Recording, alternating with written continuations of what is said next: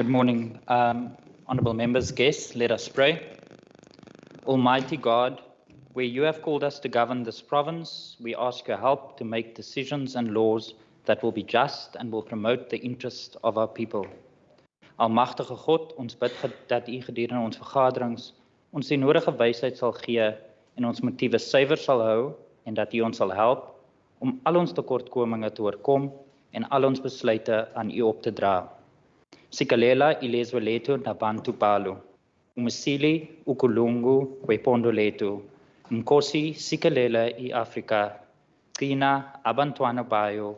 Kokelo inkokeli zayo. Yaniki ukolo I Afrika. All this we beg in your holy name. Amen. Please be seated.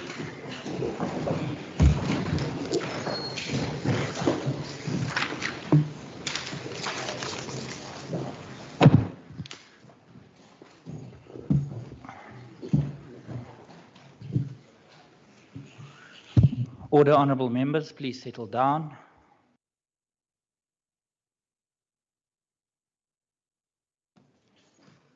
Honourable members, order. Firstly, I want to take this opportunity again to welcome all our esteemed guests to the sitting today. But before we proceed, I would like to remind members of some of the logistical arrangements. The quorum requirements for the sittings are provided for in the Constitution and the standing rules.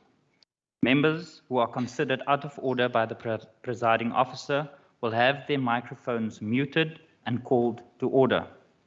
The Sergeant at Arms will record members' attendance, and when a member in the chamber wishes to raise a point of order, such an honourable member may address the presiding officer as expected, but must mute their microphones when they have completed speaking. Honourable members are also requested to please ensure that their microphones are unmuted when the presiding officer recognizes them, and when they are done speaking, to please mute their microphones. The media have also been granted access to the MS Teams as guests of the WCPP. However, the members of the press may not use the chat room or speak to activate their cameras while the sitting is in progress. If an individual who is not a member of this House activates their microphones and video cameras, such an individual will be removed from the sitting immediately. I request that those that are here today who are not members of the House to please observe the decorum of the House. Honourable members are also reminded that no interjections are permitted during hybrid sittings. To this end, I draw the honourable members' attention to Rule 40 of our standing rules. For the sitting, language translation services are available in the chamber as usual and on Microsoft Teams via the respective channels. Honourable members participating in the sitting of the House must please access the language translation services via a second device, for example, your cell phone, and if you have earphones available, please use them for the language translation services. That is the logistical arrangements, honourable members. I now recognise the Chief Whip. Thank you very much, Honourable Speaker. Speaker, I move that the motion as printed on the order paper in my name be adopted by the House. I so move. Thank you, Speaker. Thank you, Honourable Chief Whip. Honourable members, are there any objections to the motion? No objections. The motion agreed to. The Secretary will now read the first order of the day. Debate on the Premier's State of the Province Address. Honourable members, I've received a copy of the Premier's State of the Province Address delivered in this House on Thursday, the 16th of February 2023. The address is printed in the minutes of the proceedings, and I now place it before the House for debate. I recognise the Leader of the Opposition, Honourable Dugmore. Thank you very much, Honourable Speaker, honourable members of the House and honourable guests. I want to start with some of the lyrics of a song by someone that you might remember, those of you that are my age, by someone called Johnny Cash. It's called Man in Black. Johnny Cash writes, well, you wonder why I always dress in black, why you never see bright colours on my back, and why does my appearance seem to have a somber tone? Well, there's a reason for the things that I have on. I wear the black for the poor and the beaten down, living in the hopeless, hungry town.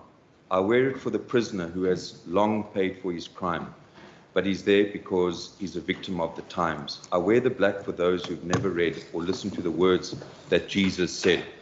I wear it for the sick and lonely old, for the reckless ones whose bad trip left them cold. I wear the black in mourning for the lives that could have been. Each week we lose 100 fine young men, and I wear it for the thousands who have died, believing that the Lord was on their side. I'm starting with those words because compared to what Johnny Cash was singing about there, those that died in the Vietnam War, there are hundreds of young men mainly that we lose in our communities every week, every month. And from Hanover Park, talking to Avril Andrews, she mentions Alcado, she mentions Tyrese, she mentions Byron, she mentions Rory, Nathaniel, Kyle, Monray, Devon, Ashram, and Ghasant as just some of the few that have died. Yesterday, Speaker, the Premier focused on 14 key issues in his speech. And as is typical for this Premier, if one pays close attention, one can only notice in particular what he didn't say in his speech. We have Member Syed, Member Windvogel, and our Chief Whip who will be speaking to some of these issues, the 14 issues that the Premier raised.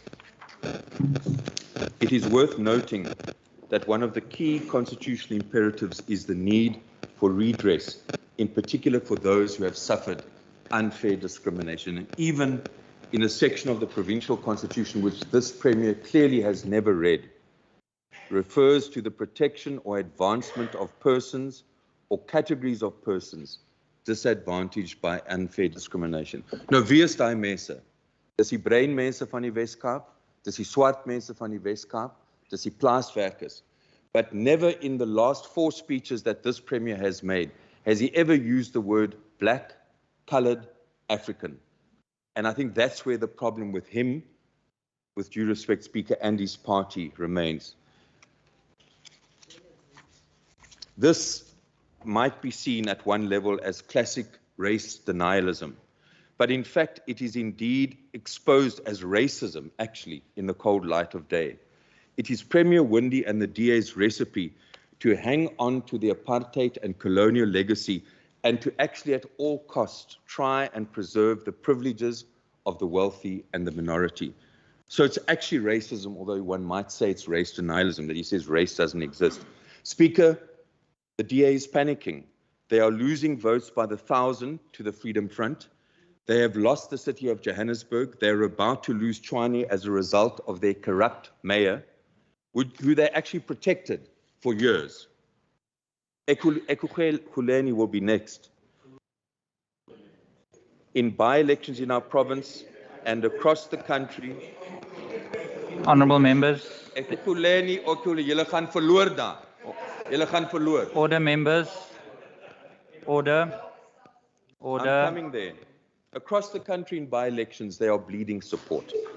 On Wednesday, Speaker, we saw the DA connive in Cedarburg with certain farmers, not all farmers. And Mr. van der West says, and you know about the conniving, jy was betrokke daarbij. Jy weet, moenie lieg nie. To lock the gates, what they did, Speaker, on order, honourable members. They locked the gates of certain farms so that ANC voters could not go and vote. Honourable Dagmo, please take your seat. Order, members. There's a member on the floor.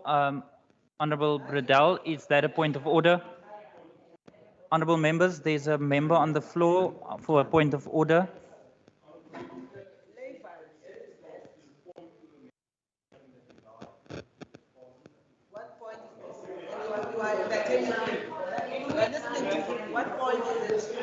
Honourable, as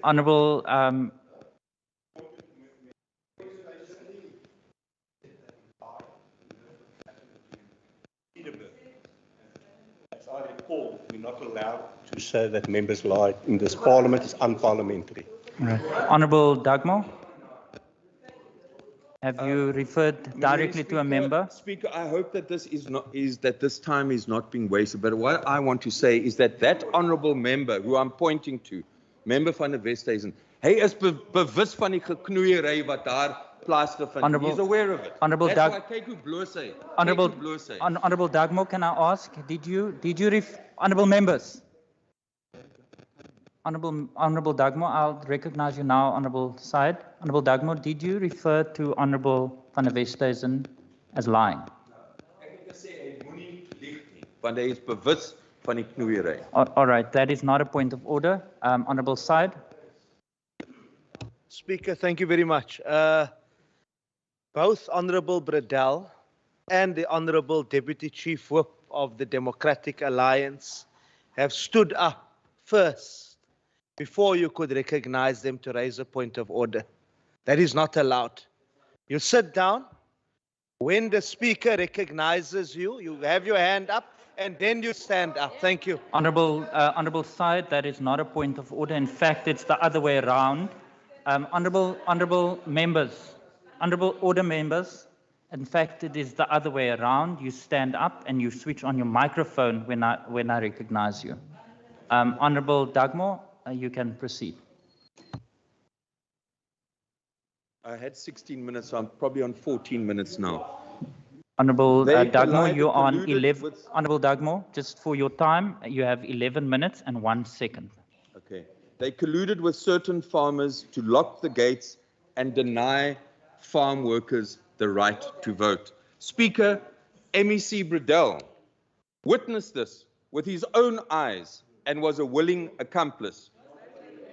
Even worse was the DA complicity in the Cederberg First strategy to commit fraud by registering voters for special votes without their permission. And that is something that Honourable van der Westhuizen knows about. And that is why the ANC Speaker... Honourable Dagmo, can you please take your seat? Honourable Deputy Chief Whip, is that a point of order? Thank you, Speaker. I rise in terms of Rule 59, subsection 1. Member Dagmo specifically mentioned Minister Bradell's name and inferred that he was involved in fraud, and I would like you to rule on whether or not the member has imputed improper motives regarding Minister Bradell. Thank you. All right, I will study the Hansard and revert back to the House to the content of that statement. Honourable Dagmo, you may proceed. That is why the ANC will today, before 5 o'clock this afternoon, in terms of the IEC regulations, lodge an objection with the IEC in regard to the Ward 6 by-election in Wuppertal. And despite all of this, Speaker, the ANC grew from 24% to 32%. This was never our ward. In Strathspey, the DA lost again hundreds of votes to the Freedom Front Plus, while the ANC held its support amongst the fishing communities of Strathspey, and ons het eintlik gegroei met 4%. The DA, Speaker, has an identity crisis. Helen Zille has pushed the DA further and further to the right, but it's not working. Honourable Murray, is that a point of order? Members, there's a member on the floor. Can I please ask you that you allow the member to raise a point of order? My point of order is that it appears that Honourable Dugmore is speaking to a branch meeting as opposed to engaging in a SOPA debate. We are here for a SOPA debate. Thank you, Speaker. Honourable Murray, that is not a point of order. Honourable Dugmore, you may proceed. Order, members. Speaker, members, there's a member on the floor. Can I please ask that you allow the member an opportunity? Speaker, could I just address you? Ons praat eintlik met taklede, want hulle luister, hulle kyk na die debat. So ja, ons praat met hulle. Honourable Ons praat met die delegates en die SAC members ook. Honourable Dugmore, members. So they have an identity crisis. Honourable Dugmore, can I please ask that you do not directly engage the members, but that you speak through the chair? The DA has a crisis. They are supporting Cape Exit in their attempt to break away from South Africa and form a separate Republic of the Western Cape. And as the ANC, we want to say it directly. We want to place on record that this attempt of a Western Cape Volksstaat is a pipe dream. Dit sal nooit gebeur nie, and we want to say that. It's never going to happen. This reveals the fundamental flaw with the Democratic Alliance and the Premier. The motivation is not informed by the need to transform our society. National oppression of black South Africans in our province, African, coloured and Indian, as well as the systematic attempt to wipe out the First Nation people of this province has left scars and the impact of colonial dispossession and economic exclusion over decades. So when Premier's frame of reference deliberately ignores this, one can clearly see that his agenda and that of the DA is to preserve the privileges of the wealthy and protect those who actually benefited from colonialism and actually to perpetuate inequality. I found it interesting that the Premier broke from his prepared speech towards the end and waxed lyrical about the so-called Cape of Good Hope. I would like to ask the Premier whether he has any understanding about the colonial origins of that term. Whose hope was he referring to? This is a colonial construct referring to the hope of colonizers who saw hope for themselves of taking land, of generating wealth and mistreating and oppressing the indigenous minority. That is the good hope that he talks about. The President addressed the nation last week, and on energy, I want to say to this House, in November 2020, over 2.5 years ago, the Premier announced the Municipal Energy Resilience Project. Millions have been invested in 5 municipalities, and to date, Speaker, not a single megawatt of power has been produced. The other 25 municipalities, they do not know how to access the MER. Premier Windy refused to talk about financing. How much will this energy cost, Premier? Not a single municipality has even produced a project preparatory plan after 2.5 years and over 100 million. Yeah, they haven't. Premier Windy remains silent about the unlawful surcharge imposed by the city of Eskom imposed by the city of Cape Town on Eskom Power. This surcharge has never been approved by NERSA, yet the poor are suffering because of that surcharge. And we must remember, Honourable Speaker, that while this is happening, arme mense wie agterstallig is op hulle rekeninge, byvoorbeeld vir water, hulle gaan om krag te koop met R100. Hulle betaal daai R100 en hulle kry net R10 uit daai. And now you want to come and talk about energy, whereas your municipalities are basically exploiting the poor. That's what you are doing. You go with R100, you get R10. And MEC Bradell, who's sitting there smugly, for years in our standing committee, he has never once said that he will get a legal opinion about whether this is lawful or not. That's what he does, because he's untouchable, because he's your boss, and that's why you, through the Speaker, this Premier is the weakest Premier, because his senior Bradell is here. Helen Zille gives him instructions, and all he can do is shine, but have no substance. We welcome the announcement by President Ramaphosa. Order, members. And this is important, that President Ramaphosa said yesterday that the Finance Minister will announce in the budget next week a national plan to subsidize rooftop solar across the country, and that is going to be mentioned in the budget speech. So renewables, Speaker, are part of our energy mix. They are important, but so is coal, so is nuclear, so is hydro, so is thermal, so is natural gas. And we ask through you, Speaker, that the Premier must stop the spin. What we want as the ANC in this province is to build a genuine intergovernmental initiative and a partnership with the private sector to actually resolve the energy crisis, not to come here and play politics. The Premier refers to a country in chaos. Perhaps the President referred to the Premier yesterday when he described the critics as the merchants of despair.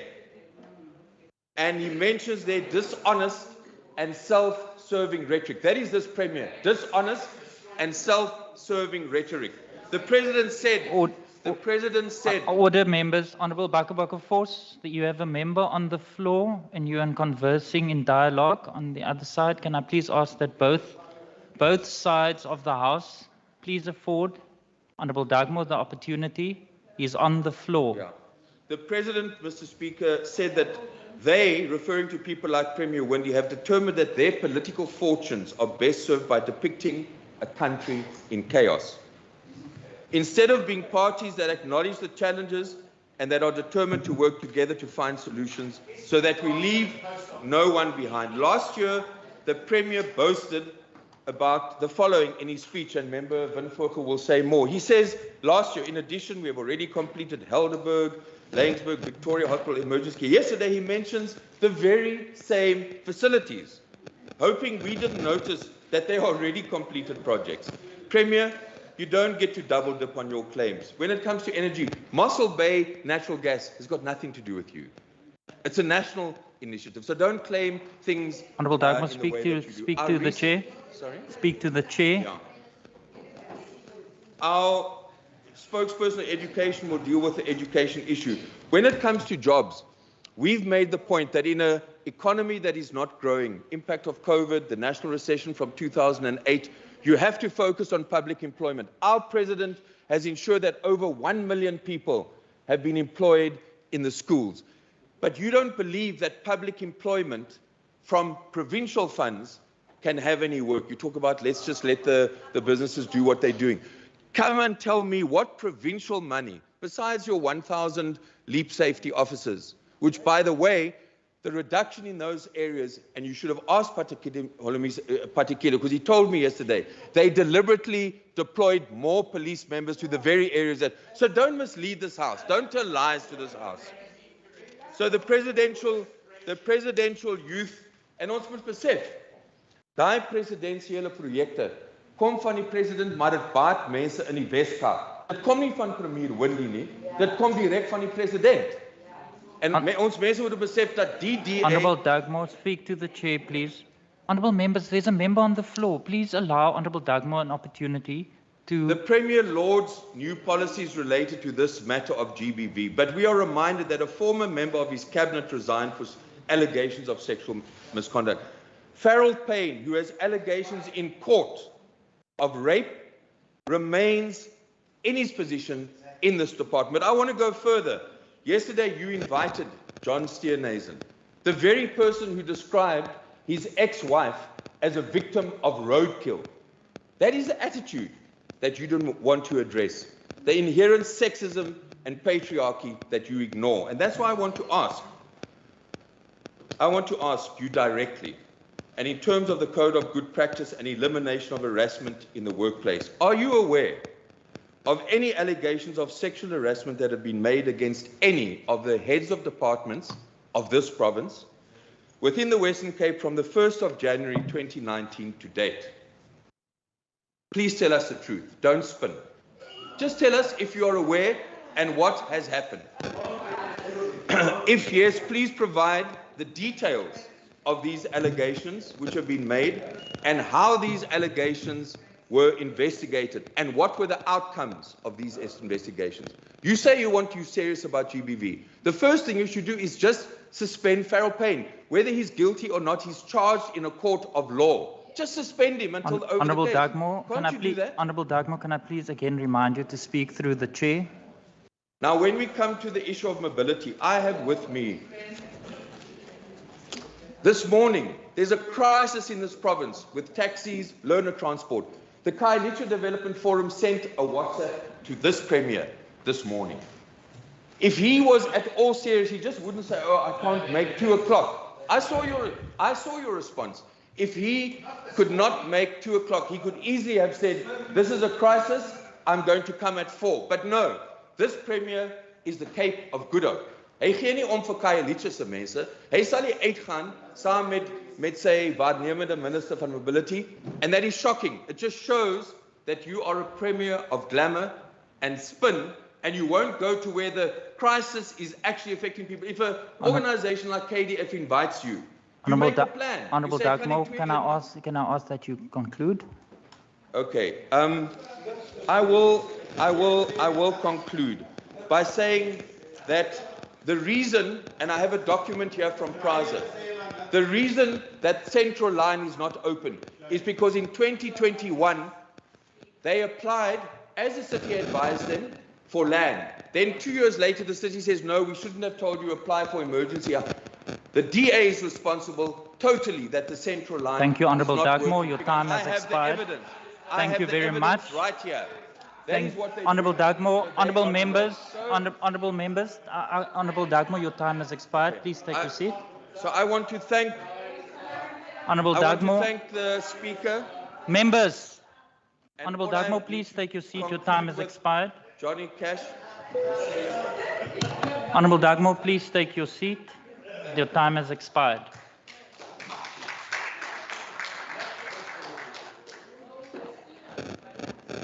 Honourable Fry, I recognise you.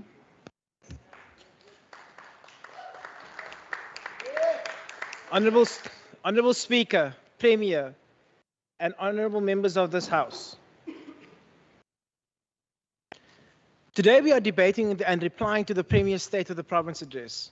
I firstly want to express my gratitude to the Premier of the Western Cape for giving an address that inspires hope among the Western Cape residents and demonstrates the urgency with which our provincial government is committed to providing all elements of services. Honourable members, Premier Alan Winde opened his speech with a quote from Martin Luther King Jr. on the occasion of the March on Washington in August of 1963. The quote was, "We have also come to this hallowed spot to remind America of the fierce urgency of now. This is no time to engage in the luxury of cooling off or to take the tranquilizing drug of gradualism." That speech was the embodiment of the struggle for justice and equality in America. And it was one of the fulcrums that eventually led to the abolishment of racist legislation and segregation. The Premier was correct in using this quote, because we are now a nation in crisis. The national power utility cannot keep the lights on. The police service is dysfunctional. The South African Post Office is on the verge of collapse. The Department of Home Affairs is in a state of despair. Many of our municipalities are crippled by inept governance, and corruption continues unabated. Because of these and a plethora of other factors, our people, especially women and children, are not safe. Our people are struggling to find work, and those who have their own businesses have either had to close their doors or are desperately close to doing so. Our people have been denied the dignity that they are entitled to. They have lost hope and confidence in the national government, in Eskom, the South African Police Service, and countless government services that have been hollowed out by the ANC national government. But yesterday, Premier Alan Winde, however, gave residents of the Western Cape and indeed the country a reason to have hope in the government during his speech yesterday. As Dr. King said, now is the time to make real the promises of democracy. Honourable Speaker, while the President seeks to throw more bureaucracy at the electricity crisis by adding yet another minister to his already bloated cabinet and further cementing a super presidency, or what is the beginnings of a state-centered in the office of the presidency, this government chooses to act and acts now. Energy security is without doubt currently South Africa's biggest existential threat. It constitutes an existential threat because it has an impact on every aspect of society, including jobs, food security, access to clean water, safety, and education. As we have previously observed, rolling blackouts has had a negative effect on our economy. Due to a lack of power, one dairy farm in KwaZulu-Natal had to destroy approximately 12,000 litres of milk in a single day. Furthermore, the price of goods has spiked due to a considerable rise in input prices across all industries, which has raised inflationary pressures and eventually making the cost of living more difficult to afford, especially for the most vulnerable in our society. Honourable Speaker, we see water and sewage systems buckle under the pressure of being constantly switched off and putting our entire water system at risk.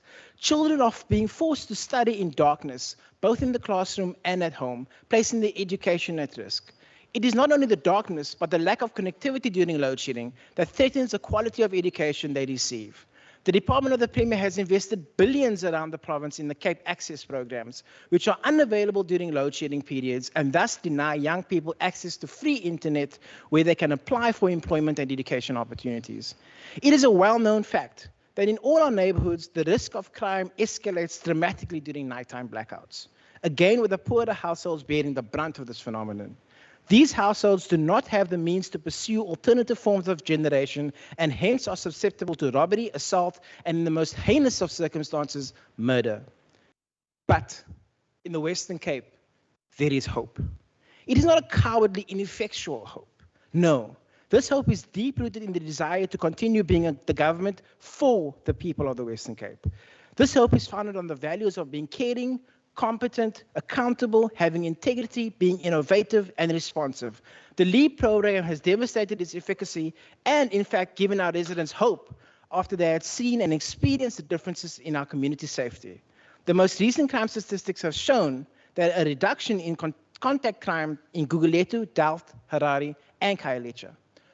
Honorable Speaker, 1 billion rand has been requested from the Provincial Treasury to respond to the energy crisis and keep government services running.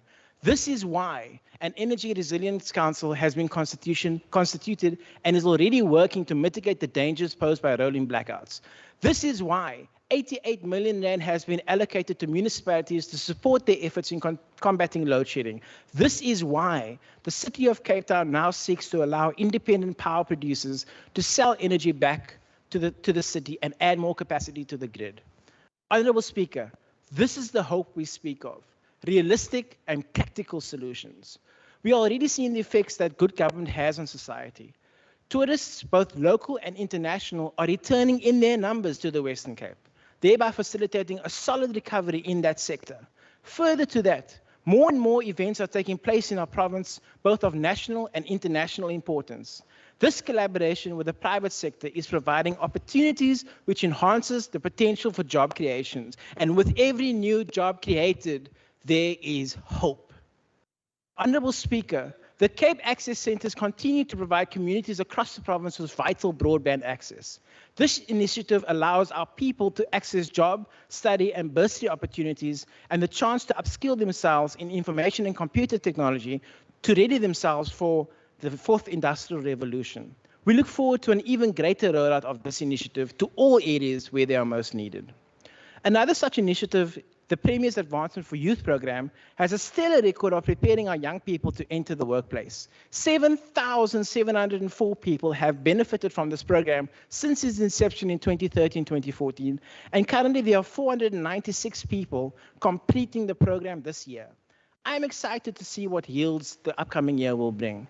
And Mr. Speaker, might I add that Honorable Dugmo has come to quote figures and facts about the elections, the by-elections that just took place. I would like to remind him of the figure that the ANC has already said they are 40%. That's what they're going to get next year in the national election. 40%. In conclusion, Honorable Speaker, we know that our nation is in crisis. Order members. Order members. There's a member on the floor. Please allow the member to conclude. In conclusion, Honorable Speaker, we know that our nation is in crisis and that many of our people are writhing in despair with no hope of finding a job, being safe or learning in peace. But like Dr. King said on that sunny August day in 1963, out of a mountain of despair, a stone of hope. Out of the mountain of despair that is South Africa, the Western Cape is the stone of hope. Thank you. Thank you, Honourable Member. Thank you, Honourable Members. I now see the Minister, Minister Allen.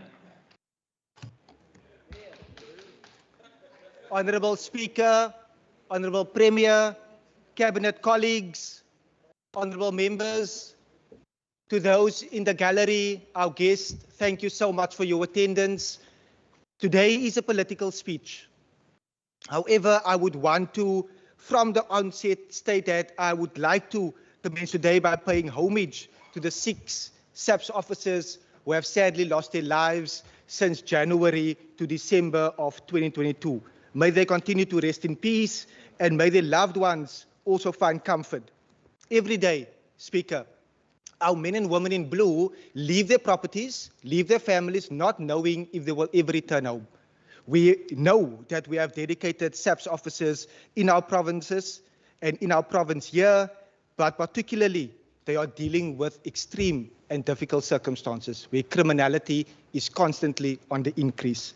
Furthermore, my thoughts are also with 3 LEAP officers who have sadly lost their lives. 23-year-old officer Alessandro Heinz, who was cowardly killed last year, as well as 26-year-old officer Maram and 29-year-old officer Simpiwe, who tragically lost their lives a month ago. Speaker, it would be remiss of me to also not highlight that one of those officers that was killed by a person that personifies evil, a person that has consistently showed that he is not suitable to walk our streets, and he was out on parole and was killed in Parkland, in Parkwood. We would be remiss to also not highlight Tesne van Wyk, who was brutally kidnapped, murdered and assaulted, and her perpetrator was also out on parole for similar offences. So when we consider that national government, Speaker, under correctional services have highlighted via a parliamentary reply that we have 29,000 parolees that correctional services is unable to locate. 29,000. Order, members. Honourable Minister Allen, please take your seat. Honourable member, is that a point of order? Thank you very much, Speaker. I wanted to call a point of order, Speaker, on the Premier who's conversing aloud and is disrupting the MEC that is on the podium and at least making some sense about the issue of crime. Can you please protect him from the Premier? All right, honourable members, if there's a member on the floor, can I please ask that you allow the member to do their presentation? And I'm speaking to both sides of the House to please not drown out the speaker on the floor. Honourable Mackenzie, is that a point of order? Thank you, Speaker. I follow on my colleague. If Minister Allen can then repeat that information, it would help so we can hear him. Thank you. That's not a point of order. Honourable members. Speaker, Honourable members, Minister Allen, you may proceed. Speaker, thank you so much, and through you, thank you to Member Kama for requesting the protection, and I trust that he will continue to support us because we want to protect the residents of the Western Cape. So let me repeat, Speaker, 29,000 parolees were not located by the Department of Correctional Services in our country. 29,000. 21,899 is in the Western Cape. 29,000 across our country, but 21,000 not located by the Department of Correctional Services here in the Western Cape. Tesne van Wyk's killer who personified evil, out on parole twice already, an 8-year-old had to be buried. We would not want similar instances to be repeated.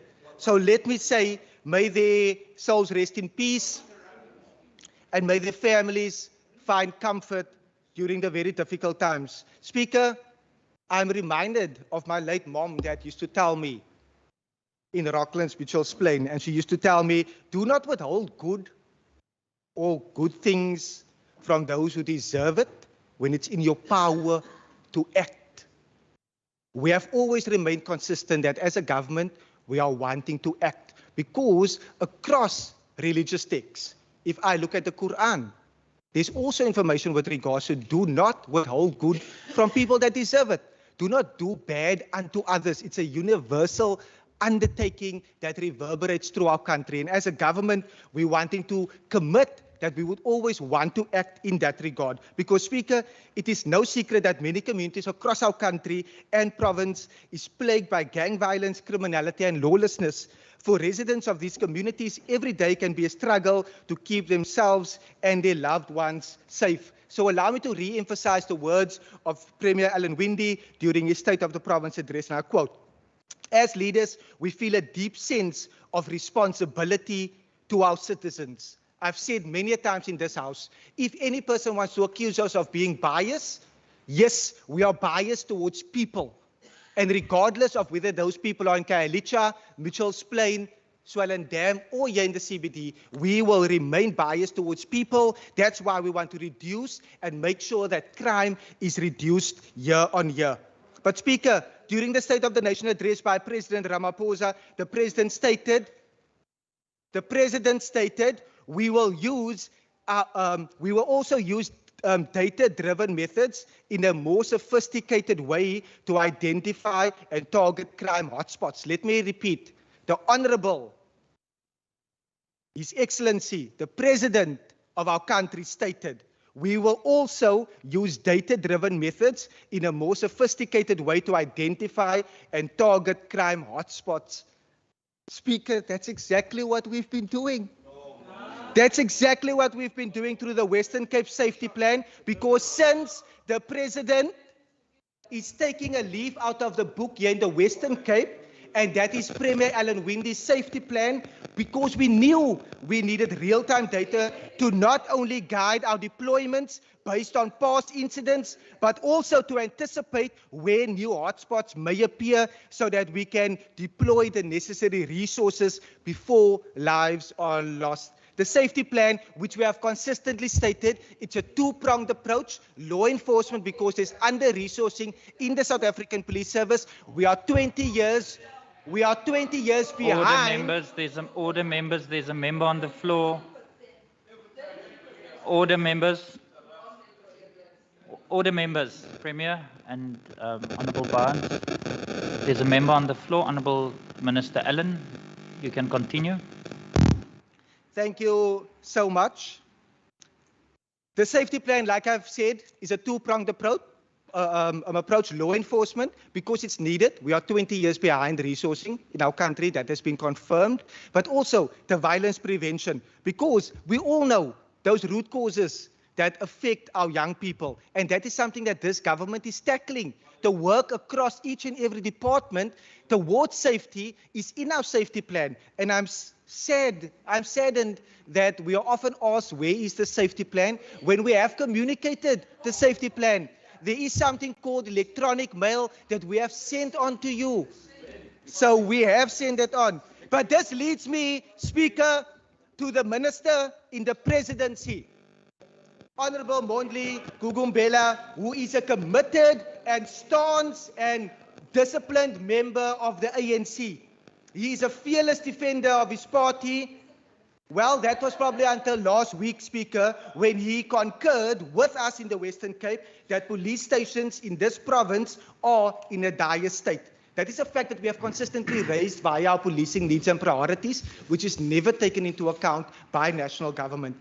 If I had known, Speaker, and through you to the Premier, if I had known we had an ally in the presidency, I would have reached out to him a long time ago, as I have no doubt that we are on the same page. Because, Speaker, that page is that SAPS should be immediately devolved to a capable provincial government such as ours, and that a new policing model must not only be adopted, but immediately be implemented. But let me also state for the record, Speaker, we are not. Order, members. Order. There's a member on the floor. Order, members. If there's one thing that my colleagues across the aisle should remember from the speech, is probably just this one line. We are not and never have been interested in separating from South Africa. Never. We believe in our national team. We support the Springboks. We love South Africa. We have family members in Joburg, in Northern Cape. We would never want to separate from our beautiful country, South Africa. So when we talk about devolution, we know that federalism can work. It makes sense to bring policing closer to the people, Speaker, so that choices are not made in Pretoria, 1,500 kilometers away from where we are.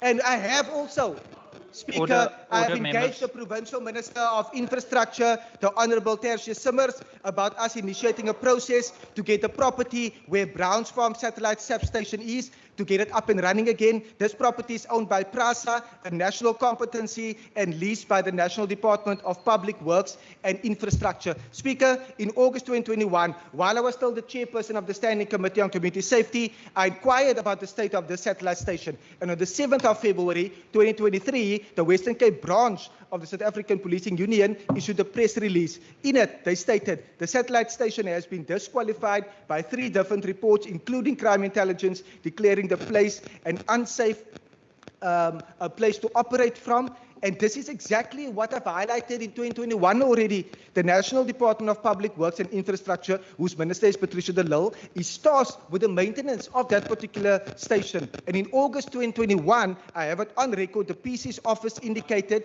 that they were waiting for Patricia de Lille's office to attend to the various issues at this particular satellite station. It has still not been done, even as of this minute. So as the Western Cape government, we cannot allow national government and its alliance partners to continue playing with the safety of our residents and that of SAPS members in our province. And as mentioned by the Premier, our aim is now to place a LEAP station at this site where both LEAP and SAPS officers can be based and deployed from. The national government is just incapable and inept of doing their duty. The National Commissioner is on record to say that they are unable to fulfill their mandate. So we have a national minister that in 2020 also took funding away from SAPS during the midterm budget policy statement, from the NPA, from correctional services, to bail out this failing state-owned enterprise in 2020. So we've seen that there's no appetite to keep our residents safe. But let me go on, Speaker. Honourable Minister, can I ask that you conclude? Honourable members. Honourable members. As I conclude. Honourable members, allow the Minister to conclude. As I conclude and place it on the record that my speech will be circulated to office, to the table staff as well, to be circulated, because I wouldn't want my colleagues to miss out. Because we are needing everyone in this House, Speaker, to play a role towards making our communities safer. Thank you, Honourable Minister. I have firm belief. Thank you, Honourable Minister. Please take your seat.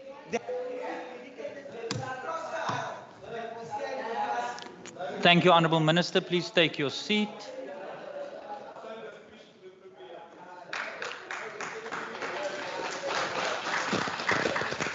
All right, I see the Honourable Nkondlo. Is that a point of order? Thank you, Speaker. Can you please ask Member Mackenzie, the incoming MEC of Mobility, not to record us here in the House? All right, that is not a point of order. Honourable members, I now see the Honourable class, and as custom in the House, this is the Honourable members. As is custom in the House, this is the Honourable member's maiden speech, and I trust that you will allow him to deliver his maiden speech. Honourable class, I now see you. Can I please ask that you speak to the chair? Thank you. Thank you. Ndizawuthathela ithuba ndibulise usomlomo, ndibulise nabaphathi be-EFF abakhoyo, o-Provincial Secretary wethu okwakuye esephondweni, sibulise nomphathi phondo nabo bonke abalapha ephondweni kunye nabasityeleleleyo. Speaker, yesterday people of this province listening attentively, hoping to hear the Western Cape State of Province address delivered to them. However, I am sure they were equally shocked as I was to hear the Premier of the province standing up to reply to the State of the Nation address, which took place in the National Parliament last week. Speaker, now saying that there is a vacuum, let me take this opportunity to offer Western Cape residents the real State of Province address. As we know here today that the economic freedom fighters is the vanguard of the community and the workers' struggle and the poor. And it will always be the side of the people. Speaker, the EFF is governed by the 7 non-cardinal pillars which must be implemented without fail. And they include, but not limited to, the expropriation of land without compensation for equitable redistribution, building state capacity and government capacity, massive investment in the development of Africa economy, and nationalization of mines, bank, and the other key strategic sectors of the economy is very much integral for the achievement.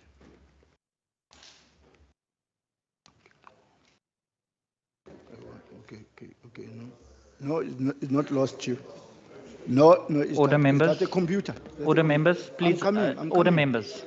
Speaker, provincial government should be playing an interventional leading role when it comes to job creation and not folding arms with the expectation that the private sector will do such work for them. Don't depend to the private sector. The people of the Western Cape need real sustainable jobs that will improve their lives and that of the families. And certainly, not internships, which only offer stipends that will be exhausted in transport costs alone. Our people are not slaves with the sole purpose of improving business owned by the white in an economy run by the Stellenbosch mafias. Speaker, the majority of black people and the people of color still remain poor. The so-called catch for power initiative can only be afforded by rich households who will make millions out of it. Whilst the whole process will drive the cost of electricity up and make sure that the affordability of electricity is out of reach of the majority of our people. Speaker, as things stand, municipality by the electricity from Eskom add their own tariffs on top. People buy electricity from Eskom in order to support again also the municipality. According to the 2022 statistics, South Africa census reported title Improving Lives Through Data Ecosystem. Between 2020 and 2021, municipalities such as Langeberg generated majority of their total annual Class, can I revenue please ask income that you from conclude? electric Honourable tariffs, Class. while robbing Honourable off Class. the poorest of the poor. Honourable processes. Class, can I please ask that you conclude? Yes, I will conclude. My conclusion is that our bar speaker, die meerheid arm mense in hierdie provinsie is werkloos en kan nie basis lewenshoogstande soos Thank you, Honourable Class. Please take your seat. Thank you very much. Thank you, Honourable Member. And I now see the Honourable Windvogel.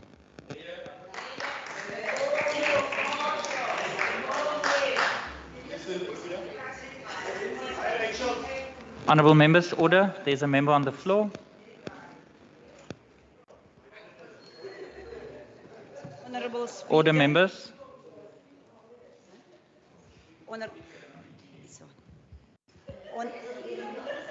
Order, members. Speaker, Honourable Premier, Honourable members. Comrade Faiz Jacob, our IPC member. Die mense van die Weskaap, goeiemôre, good morning, molweni. Speaker, a member of the public after reading the Premier's speech responded, and I quote, Windy must be talking about a province in some other country, bringing back home, close quote. I concur with this sentiment. The Premier's address was truly uninspiring, out of touch with the reality, and in a serious battle with the truth. So, Premier, let me bring you back home. It is clear in your address that you have never set a foot in a community like Herman in the DA-run Drakenstein municipality. Herman is in the... Herman... Order, members. Order, members. Members, there's a member on the floor. Honourable Windvogel, you may continue. Herman is in the grip of unemployment, abject poverty and drug abuse. There's poor service delivery, no development, no local clinic, no transportation. People literally struggle to live and to survive. Premier, kom net huis toe. Nie lewenshof, daar in die skaduwee van Tafelberg nie. Kom huis toe, kom grond toe, kom af. To access, Speaker, to access healthcare service, people of Herman have to travel to other towns. Waar kom die geld vandaan, Premier? Hierdie is 'n gemeenskap wat sukkel. Hiking spots are far from their homes. As a result, the people risk being robbed, attacked, and even raped. The community is desperate. Hier in u sogenaamde Wesrand Province premier, kom af grond toe. Honorable Speaker, as die premier sy voet gesit het op Hermon, sou geweet het van meneer Martin Thomas, 'n pensionaris who has to visit Tygerberg Hospital every month. He's forced to wake up very, very early and travel for tens of kilometers to get the transport that will take him to a hospital. Daar is geen genade nie. Hy moet daai selfde lang rit weer doen terug huis toe. Hy het nie die premier se CV en lyfwagte nie. Die premier klim in sy groot kar, blou ligte en als verlaat Waalstraat nommer 7 in minder as 5 minute is hy by die huis. Wilmerse Thomas sukkel en stoei om by sy bestemming te kom. Daai is die realiteit daar buite premier. Kom af, kom huis toe. Kom grond toe. Mr. Thomas se storie is nie ons mense se storie nie. This is but one sample of life experiences of our people across working class communities. Often it's worse in rural areas where you find the health care facilities with no doctors, medical emergency transportation as a serious challenge. Ons mense slaap op die vloere, op banke, in afwagting vir 'n ambulans. Premier word wakker, kom huis toe, kom grond toe. Honorable Speaker, die premier moet huis toe kom. Die is sy en die DEA se rekord in die Weskaap. Wat maak hulle verder? Because of the ideological differences, they block poor children from Western Cape from benefiting from a once-in-a-lifetime opportunity to study medicine in Cuba. They further refuse to allow medical doctors trained in Cuba to work in the Western Cape. These doctors are willing to work in poor, struggling communities. These doctors are willing to work in rural communities. Why do you deny our people health care? Why do you deny our people dignity? You, Honorable Premier, have the benefit of private hospitals and do not have to wait on an ambulance that might not even pitch. U is 'n netke chappie. Moenie dit aan ons mense doen nie. Stop. Like you, they deserve dignity, irrespective of color, class, sex or faith. Kom huis toe, kom afgrond toe. Los die verneekspel. Ons mense loer u en is wys. Kom af huis toe, word wakker. Surely the premier did not have the poor people of Hermon, Khayelitsha, Mitchells-Plain, Athlone, Heideveld, Philippi, Mynenburg, Swellendam, Maritzburg, Beaufort West. When he claimed in his SOPA, 22 SOPA, that every person in our province deserved the dignity of healthcare, no matter who they are, no matter where they live, and no matter what they earn. Yesterday, the premier quoted the poet Virgil saying, "The greatest wealth is health."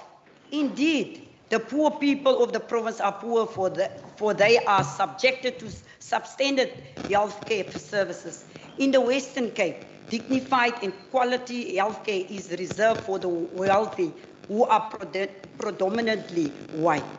Speaker, as oplossing vir hierdie situasie, motiveer en druk die ANC vir die finansiering van die National Health Insurance Bill, want dit sal verseker dat alle Suid-Afrikaners toegang het tot gelyke gesondheidsdienste wat baseer word op nood en nie op bekostigbaarheid om te betaal of op algehele sosio-ekonomiese situasies nie. Daar is geweldige ondersteuning van die publiek vir die NHI Bill. Daar is ook konsensus onder ons mense dat die statekoop van die land se twee vlak op onbillike gesondheidssisteem is nie langer 'n opsie nie en integrasie moet plaasvind. 'n voorbeeld daarvan is in Calitzdorp. 4 dae 'n week, 4 dae 'n week het daai gemeenskap dokters onder die pilot van die NHI. Die ANC ondersteun ondubbelsinnig die NHI-bil as 'n kanaal van transformasie om sodoende die gebroke, gefragmenteerde en ongelyke national health system na 'n eenhedige en gelyke geen rassistiese, toegangbare en goeie kwaliteit gesondheidstelsel vir alle Suid-Afrikaners te bring. Premier Windy se regering ondersteun nie hierdie bil nie en dit is nie omdat dit nie 'n transformasie sal voortbring nie, maar omdat hy nie die private gesondheidsdienste se belang, omdat hy die private gesondheidsdienste se belange wil beskerm. In sy afkeuring van die NHI bil in SOPA 2021 het die premier aangehaal en I quote, "It will also end private healthcare in its current form, potentially only by hospitals like Melomet.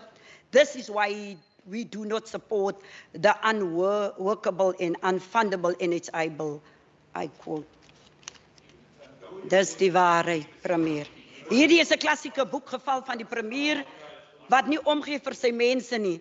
Aan die armes van die Weskaap, dit is duidelik dat julle op julle eie is. Hierdie swak en onverskillige premier het julle verlaat. Geagte speaker, wat vir my uitstaan in die premier se aanhaling na Dr. Martin Luther King gister was die sin. And I quote, "This is no time for empathy or complacency," unquote. Vandag merk ek 1367 dae sedert Ellen Windy administration ingesweer was as die premier in hierdie provinsie op 22 Mei 2019. Die premier se 1367 dae word ten beste gekarakteriseer deur dieselfde empathy en selfvoldaanheid wat hy aanhaal. Die selfvoldaanheid word geïdentifiseer deur sy regering gebrek om voldoende aan die belofte tot stand te bring. Die Violence Prevention Unit in Weskaap se departement van gesondheidsdienste, dis ten spyte van seksuele oortreding wat oor 23% toegeneem het in hierdie provinsie, het hierdie regering nie die begroting vermeerder nie. Die oor 60 miljoen uitgawes rondom die Victims Empowerment Program is nie genoeg nie. Die begroting moet vermeerder word. Die ANC versoek dat die regering prioritiseer die slagoffers van GBV vir behuisingssubsidies, dat hulle sodoende nie kan teruggaan na hul aanranders toe wanneer hulle ooit die Victim Empowerment Centers kom nie. The complacency of Premier Windy government has allowed Farrell Payne to remain in his job while his victim is at home without receiving any support from this provincial government. You failed our people. The complacency of Windy's government was also exposed when he ended the Youth Safety Ambassador program a year after it was launched in 2021. As a result of this, 1,000 young people lost their jobs and remain at home to this day. You failed the young people. Honourable Speaker, after 9 years since the DA government decommissioned the GFUS hospital, this provincial government has not spent a cent in the rebuilding process of the new Klipfontein Hospital.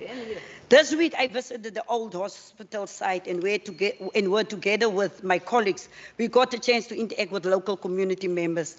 The people say that the closure of that hospital is morally unjustifiable. They feel that your government, Premier, has failed them once again. Empathy to complacency when a government closed a hospital with no plan to rebuild another one. In 2032, if this government needs that set date, the people would wait for 18 years for the rebuilding of their hospital. We are aware of the ongoing dispute between the construction companies over contract. Premier, your MEC owes the people an explanation why the contract was cancelled and re-advertised after it was already awarded. Honourable Premier, the people of the Klipfontein region are happy that GFUS are not happy that GFUS was closed. The people complain about the long distance travel to Heideveld CDC. Your government misled the people of Mynenburg to believe the Heideveld Clinic was the new GFUS. Honourable Speaker, while we welcome the Premier's meeting with the CEO of Vodacom around Wi-Fi and connectivity matters, one hopes that after the said meeting, all libraries in the rural regions will be connected to the internet. Many libraries in the rural regions are neglected and don't have any internet access. In closing, Speaker, I'm disappointed with the youth intervention announced by the Premier. These do not come close to dealing with the crisis of youth unemployment, drugs and substance involvement of youth and criminal activities, especially violent crimes. This is what you get when Honourable you don't Van have can I a please youth ask capacity. that you conclude? Youth development is threatened as a sub-project in the Department of Cultural Affairs and Sport. Honourable Premier, we call on you Thank to you, interact Honourable where you Van have Vogel. Your youth time has expired. Honourable Van Vogel, please take your seat.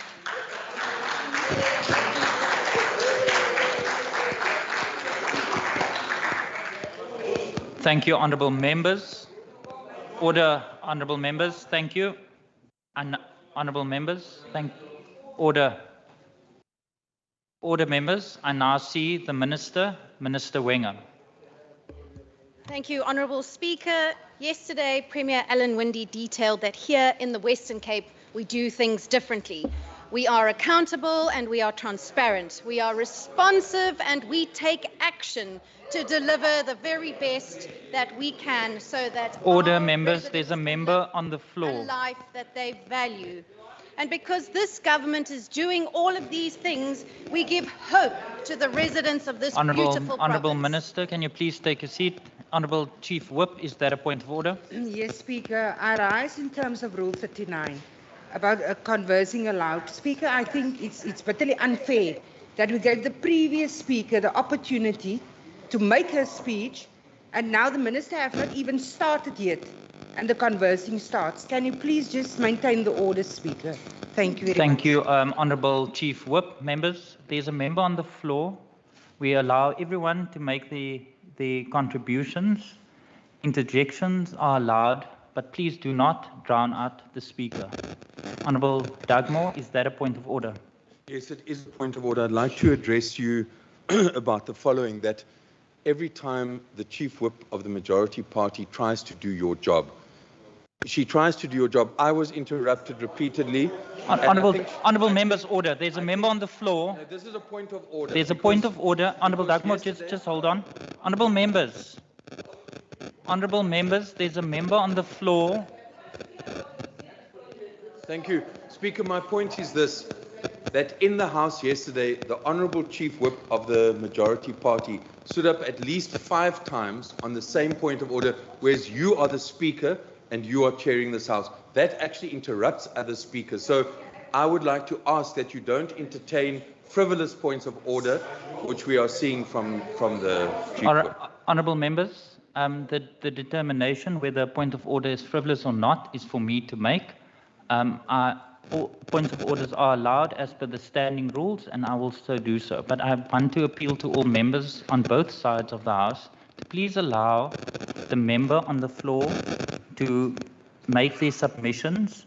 This is a political debate, so I've been a bit lenient on both sides, and interjections are allowed, but please do not drown out the speaker. Honourable Minister, my apologies. I now see you. Thank you, Speaker. Premier Winde is demonstrating that we are moving with urgency so that the Western Cape remains a shining beacon of hope for the rest of the country. And while the national ANC government is failing us, where the national government power utility is completely incapable of providing a stable power supply to the nation, we have moved urgently to release much needed funds of almost 89 million rand to municipalities in most need to procure backup generators to make sure that we can keep water flowing and to make sure that water is safe. CNN reporter Richard Quest, in his recent visit to South Africa, said, and I quote, "The moment you call it load shedding, you are dressing it up with a nice bow and giving it a cutesy name. This is a power cut, the sort of thing that should not happen in an advanced economy, period. So shame on you. The ANC government was warned and did nothing. You were warned and you did nothing, and you were warned again and you did absolutely nothing. Now we are in crisis and the ANC government cannot get us out of it, so we're going to do it ourselves." And so our Premier is investing 1 billion rand to get this province independent from Eskom as quickly as possible. And we applaud him for taking this bold step. This is real leadership, forging the way ahead to a brighter future to respond to the short-term impact of load shedding, to secure diesel fuel, to buffer schools from load shedding, to alleviate the impact on poor households, and to assist SMMEs to assess and implement alternative energy options. This is the difference that this government brings. It's the action we are taking, and this is why there is hope in the Western Cape. The Honourable Doug Moore criticises the Municipal Energy Resilience Programme, and he says there's no project preparation. No project preparation support. Well, let me tell this House, thanks to this programme, Stellenbosch completed an integrated resource plan. Mossel Bay, Overstrand, Beto completed their cost of supply studies, while two further are in progress. George, Witzenberg, Cape Agulhas, Beto, Swartland, Honourable Stellenbosch Minister, have please all take been your able seat. to update their electricity master plans. Honourable And Minister, please pre-feasibility take your work seat. for 5 municipal Honourable IPP projects has been done. Honourable How's that Minister, for there project is a point of preparation, Mr. order. Speaker? Please take your seat. Thank you. Speaker, my point of order Order, is, members, there's a point of order. my point of order is to ask through you whether the Honourable MEC will take a question. Okay. Honourable Minister, are you prepared to take a question? No, Mr. Speaker, I've got lots to say. All right. The Honourable Minister is not prepared to take a question. Honourable members, order. Oh, okay. Order, members. All right, Honourable. so according to Honourable Doug Moore, there's no project preparation support. So let me tell this House again. Thanks to the MER program, Stellenbosch completed an integrated resource plan. Mossel Bay, Overstrand, Beto completed cost of supply studies, while a further two are in progress. George, Witzenberg, Cape Agulhas, Beto, Swartland, Stellenbosch have been able to update their electricity master plans, and pre-feasibility work has been done for 5 municipal IPP projects. How's that for project preparation? Order, members. But the failures of the Order, national members. government to invest in infrastructure don't only extend to electricity supply. National government failures extend everywhere we look and affect almost everything that we do. Order. The Port of Cape Town, for example, is a critical hub that processes proudly Western Cape products and makes sure that we can get to market, supporting thousands of businesses and hundreds of thousands of jobs across the entire port logistics value chain, and most notably jobs in rural areas. However, the Port of Cape Town's performance is one of the worst in the world, languishing at number 365 out of 370 ports. It's the very bottom of world rankings, and it means that ships have stopped calling because of these inefficiencies. Order. This has severely affected our fruit growers and thousands of jobs in the agriculture sector, which is why we have been working very closely with all stakeholders to improve efficiency at the port, because if our port works, our economy works. And we've achieved some notable successes in increasing efficiency in the Port of Cape Town, but more needs to be done urgently. Our research shows that an efficient Port of Cape Town with sufficient supply and capacity and key investment in infrastructure has the potential to contribute an additional 6 billion rand in exports, 20,000 direct and indirect jobs, over 1.6 billion rand in additional taxes by 2026, and an additional 0.7% contribution to the Western Cape's GDP. But to do this, we need the private sector. However, yet again, any mention of private sector participation at the Port of Cape Town has not, which has been included for the ports of Durban and Ngqura, but was distinctly absent in the President's State of the Nation address last week. Why? Because the ANC is anti-jobs. And just as irrationally, the national government continues to deny economic growth and job creation by failing again to introduce the remote working visa and by making it nearly impossible for companies to secure investment and critical skills visas. We are inundated by complaints from companies wanting to create jobs by bringing in trainers or critical skills that we don't have and that we need to open factories and businesses. According to a recent article by the Daily Maverick, Professor Roy at Wits University says 90% of critical skills visa applications have been rejected by the Department of Home Affairs, 90%. And we are inundated with complaints from people who want to come as tourists, most notably from other African countries, but who cannot because the e-visa system doesn't work. In fact, the Home Affairs backlog for visas stands at 57,000, and it's going to take 2 years to deal with, to clear. It can't be that the national government continues to deny the contributions these applicants would bring to our country or the benefits that a remote working visa and investment visa will bring. In fact, President Ramaphosa in his SONA of 2022 promised the remote working visa would be introduced.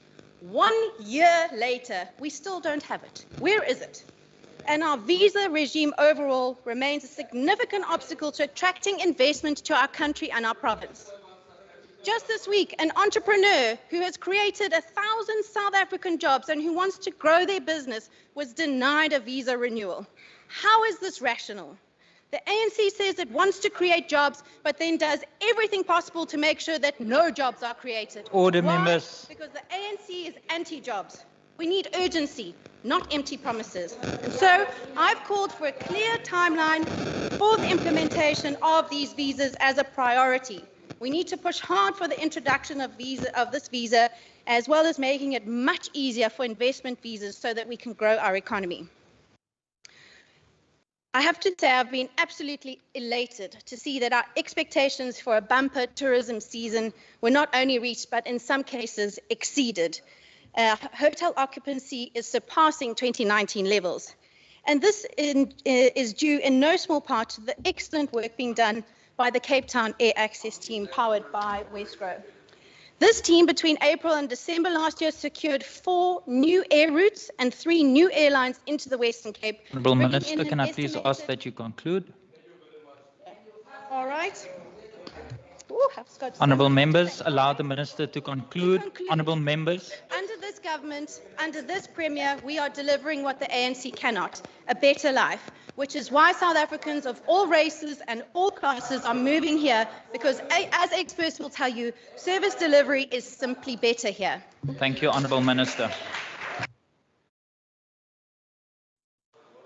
Members, before I allow the next speaker, can I please ask, we are nearly halfway through the speakers list, and I know there's lots of emotions and lots of inputs, but can I please ask that your interjections do not drown out the speakers, and allow everyone an opportunity to make their submission in order for the Premier to reply to those submissions later today. I now see the Honourable August. Honourable Speaker, in his 2022 State of the Province address, the Premier said, "Government must be judged on how we treat our vulnerable citizens, and today I'm here just to do that. How the Western Cape government treats the poor is shocking. Your handling of the homeless crisis is disgusting. Your land reform programs remain wanting, and your promises towards a better Western Cape for all are empty. Honourable Speaker, the people of the Western Cape are being held hostage by drugs, crime, violence, and killings. Honourable Windy, through you, Speaker, said yesterday he is a proud Premier. Proud of what, I ask? Proud of the Western Cape having some of the world's highest crime statistics. Are you proud of some of the areas of this province where people must plough through sewage, feces, and waste, and that is considered normal? Proud of that some public entities of the Western Cape government has no persons with disabilities in their employment? Are you proud that the province land reform program is in a state of disaster? Proud that since 2019 your inner city social housing projects were all lip service? Proud of your government making 730,000 available to fight crime in the rural Western Cape in comparison to giving the city of Cape Town hundreds of millions for LEAP? I ask again, Premier, proud of what exactly? Honourable Speaker, Premier Windy is more concerned about a war that is being waged thousands of kilometers away from here.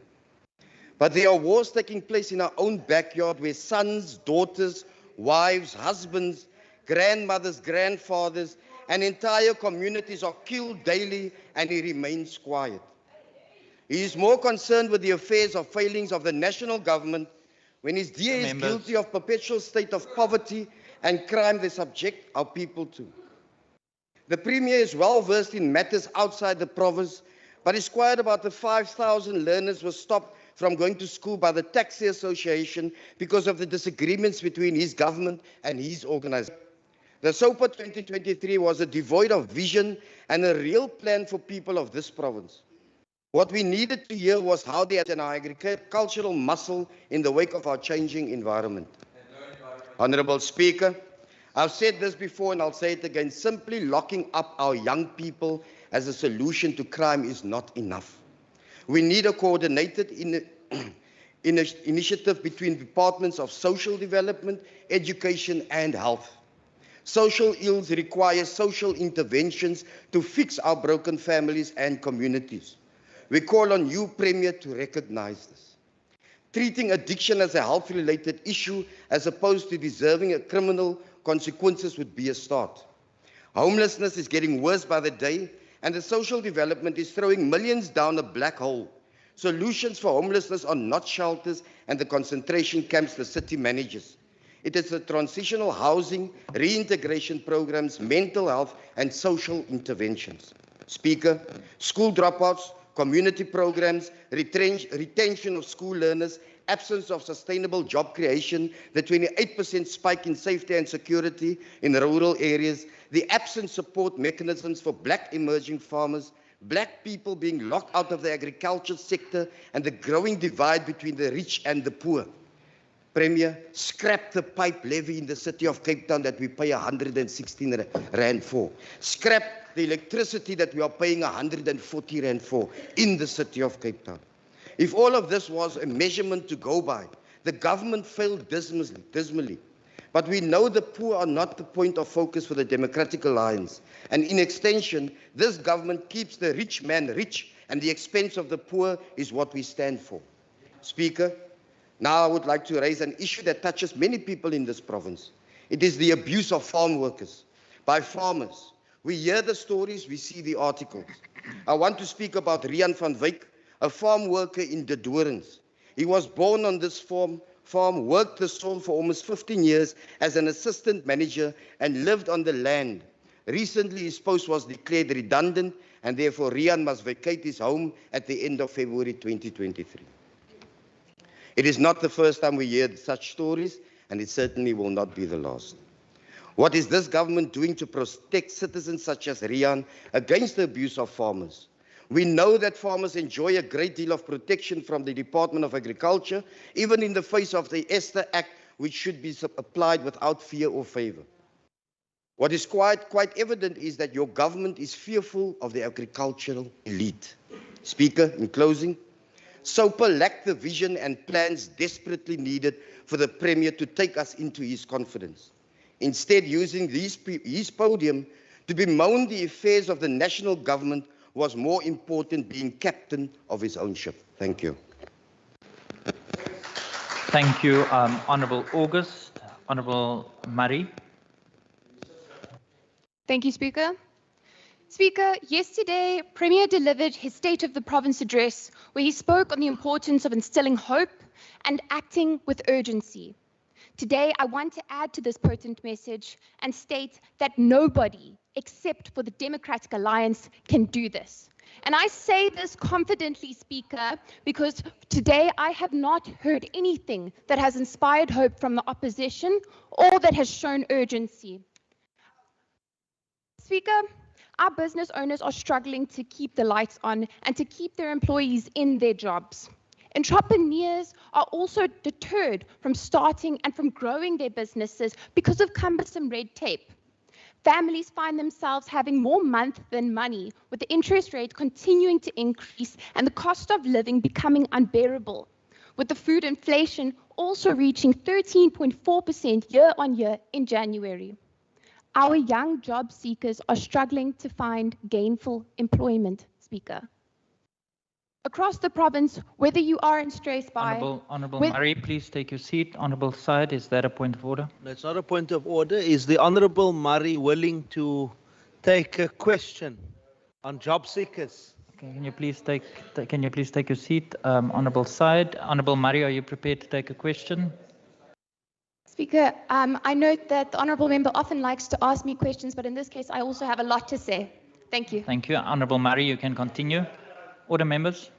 Across the province, whether you are in Struisbaai, whether you are in Lambert's Bay, or whether you're in Bootesig, residents are struggling to keep their heads above water.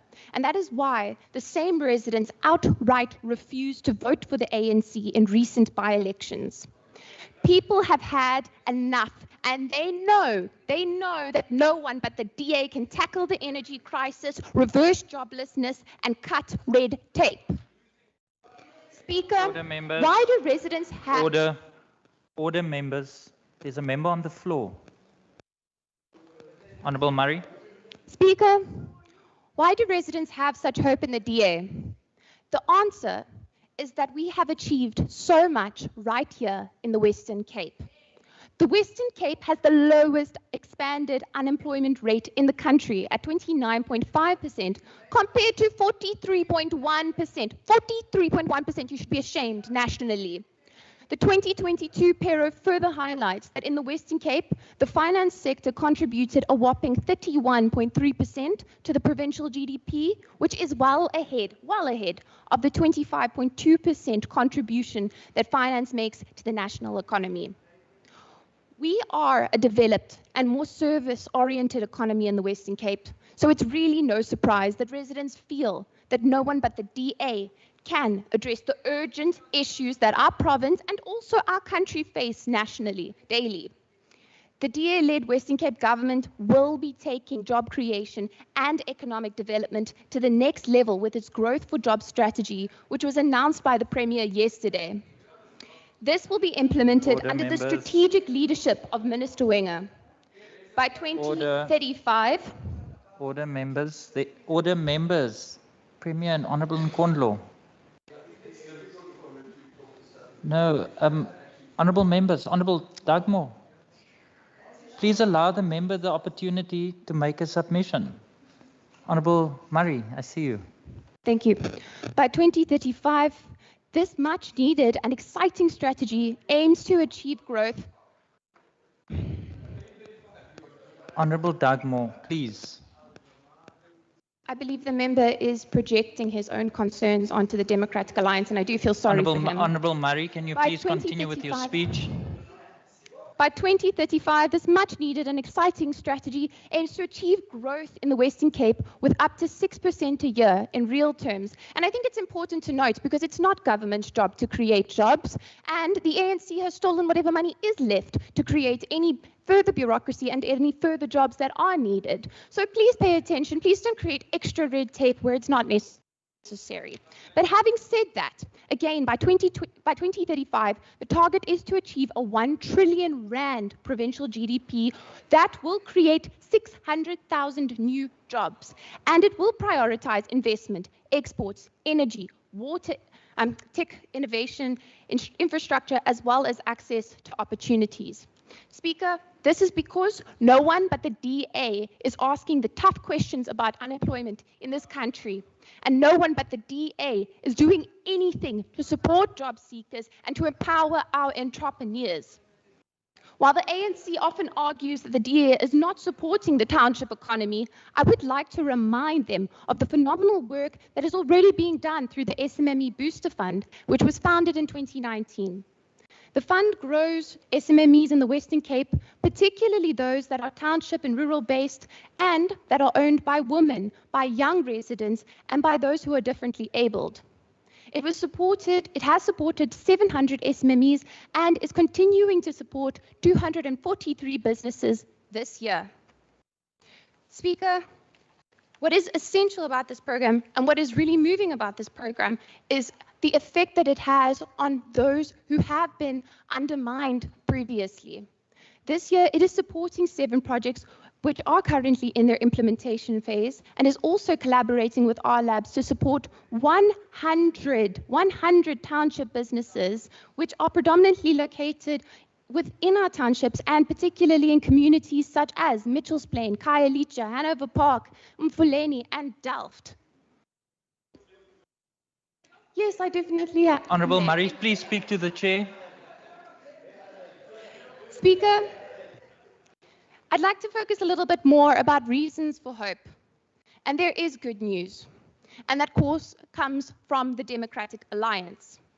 Just yesterday, the Premier mentioned that it was confirmed that the Western Cape had passed more building plans than any other province in 2022 at the value of 37 billion rand, and also completed more buildings by value than any other province with a value of 27 billion rand. The investment promotion team within Westgrow has recorded an impressive 3 billion in new investments facilitated between April and December 2022, as well as 2.5 billion in new export declarations reached. The Cape Town and Western Cape Convention Bureau has secured 29 conference bids for the Western Cape, which will attract an estimated 20,000 delegates and an economic impact of up to 393.4 million rand between 2022 and 23, as well as 2024 and 25 financial years. Next weekend, Cape Town will play an important part in hosting Formula E and the world's first fully electric street racing series. This will bring a whopping 2.13 billion in direct and indirect economic impact to our province. In the coming months, what we'll further see, and I think it's important for the ANC to note this, that people are coming to our province because of the confidence that they have in the Western Cape and the DA-led government, because no one but the DA can deliver this. In the next coming months, you'll see Absa Cape Epic in Hermanus. You'll see Rocking the Daisies in Darling. You'll see Journey to Jazz in Prince Albert, and you'll see the Karoo Gravel Grinder. These are just a few that I can name. Speaker, no one but the DA can instill hope and do this with the necessary urgency to uplift our residents. During the Premier's address last year, he committed the Western Cape government to ramping up its efforts to cut red tape, and he achieved exactly that. Red tape reduction and the ease of doing business interventions play a critical role in helping our businesses to grow by eradicating unnecessary red tape. From April 2022 to date, the unit has logged 488 cases, of which 436 have already been closed. That means that their resolution rate is 89%. And I think this is very important to note because their target was 85%. They're just excellent. Speaker, among those cases resolved by the unit is the support provided to a steel manufacturing plant from Atlantis. The unit encountered problems with application for coordination for the atmospheric emission certificate, and it was not able to operate its business successfully. The unit then worked with various government departments, concluding the matter Honourable in Murray, just can I 3 please weeks. ask that you conclude? Yes, Speaker. They concluded the matter in 3 weeks and created 300 jobs. Atlantis. But Speaker, to Order, conclude. members. Order, to conclude, members. Allow the member to conclude. To conclude, Speaker, it is abundantly clear to the people of this province that no one except the DA can instill hope and act with the necessary urgency that residents so desperately need to tackle the energy crisis, to reverse joblessness, and to cut Thank red you, tape. Honourable Murray. And we will Please do take your so seat. Your time has nationally when we expired. take the buildings into. Thank you, honourable members. And I now see the honourable side.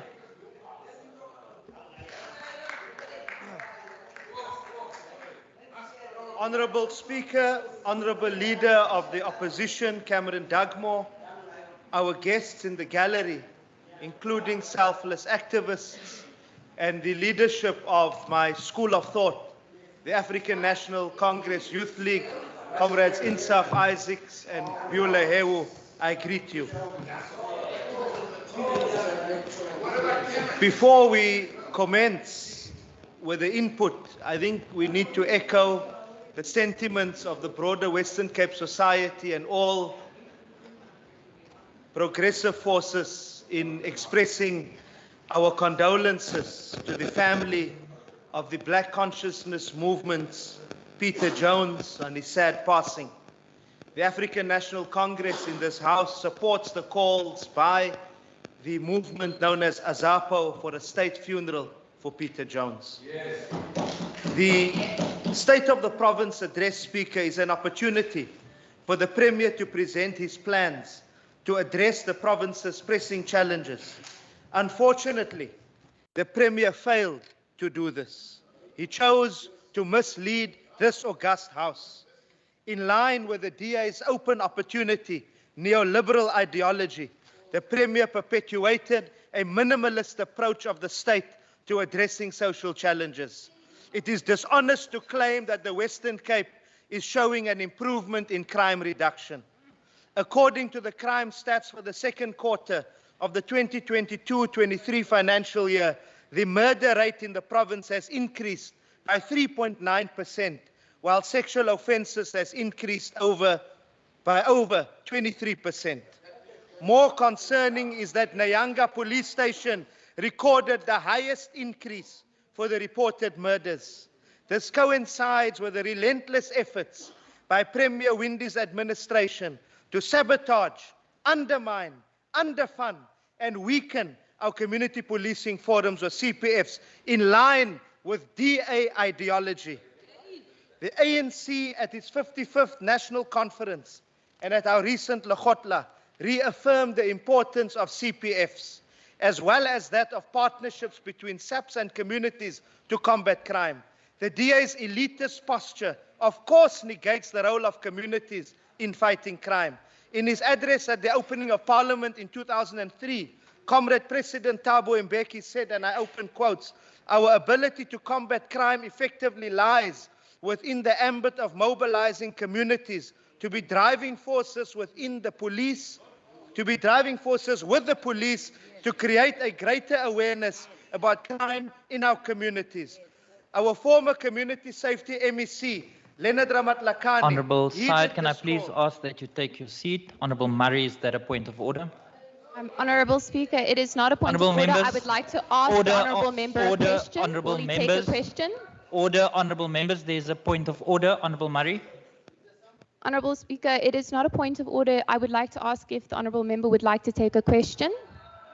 Honourable Syed, are you prepared to take a question? We are dealing here with ideological debates Yes or no? at a totally different level. I can't take those type of... The Honourable Member is not prepared. Honourable Syed. Order, members. Members, order. Honourable Syed. Members. Order, members. There's a member on the floor. Honourable Premier. Now, can you just please put on your microphone? Thank you very much, Speaker. Would the Honourable Syed take a question from me? Honourable Syed. Is he scared? Order, members. Honourable Syed, are you prepared to take a question? No, clearly I've hit the neoliberal nerve. Thank you. Honourable Syed is not prepared to take a question. Honourable Syed, you can continue. Can I continue? Our former community safety MEC, Leonard Ramatlakane, heeded this call by President Mbeki when he launched the Bambanani Against Crime strategy in 2003 with the endorsement of the 25,000 community members.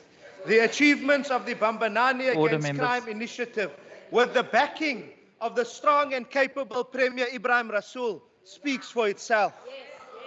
The ANC calls for the reinstatement of the community Bambanani volunteers who will act as both the eyes, ears, and as the first line of defense of the communities. Towards the end of his tenure as the Cape Town Mayor, our Honourable Dan Plato attempted to reintroduce certain aspects of Bambanani in the city, and he must be commended for that, Honourable Plato. But Honourable Plato sadly was blocked by the DA administration and DA establishment. Even his walking bus program has now been scrapped as the DA crushes any semblance of community empowerment.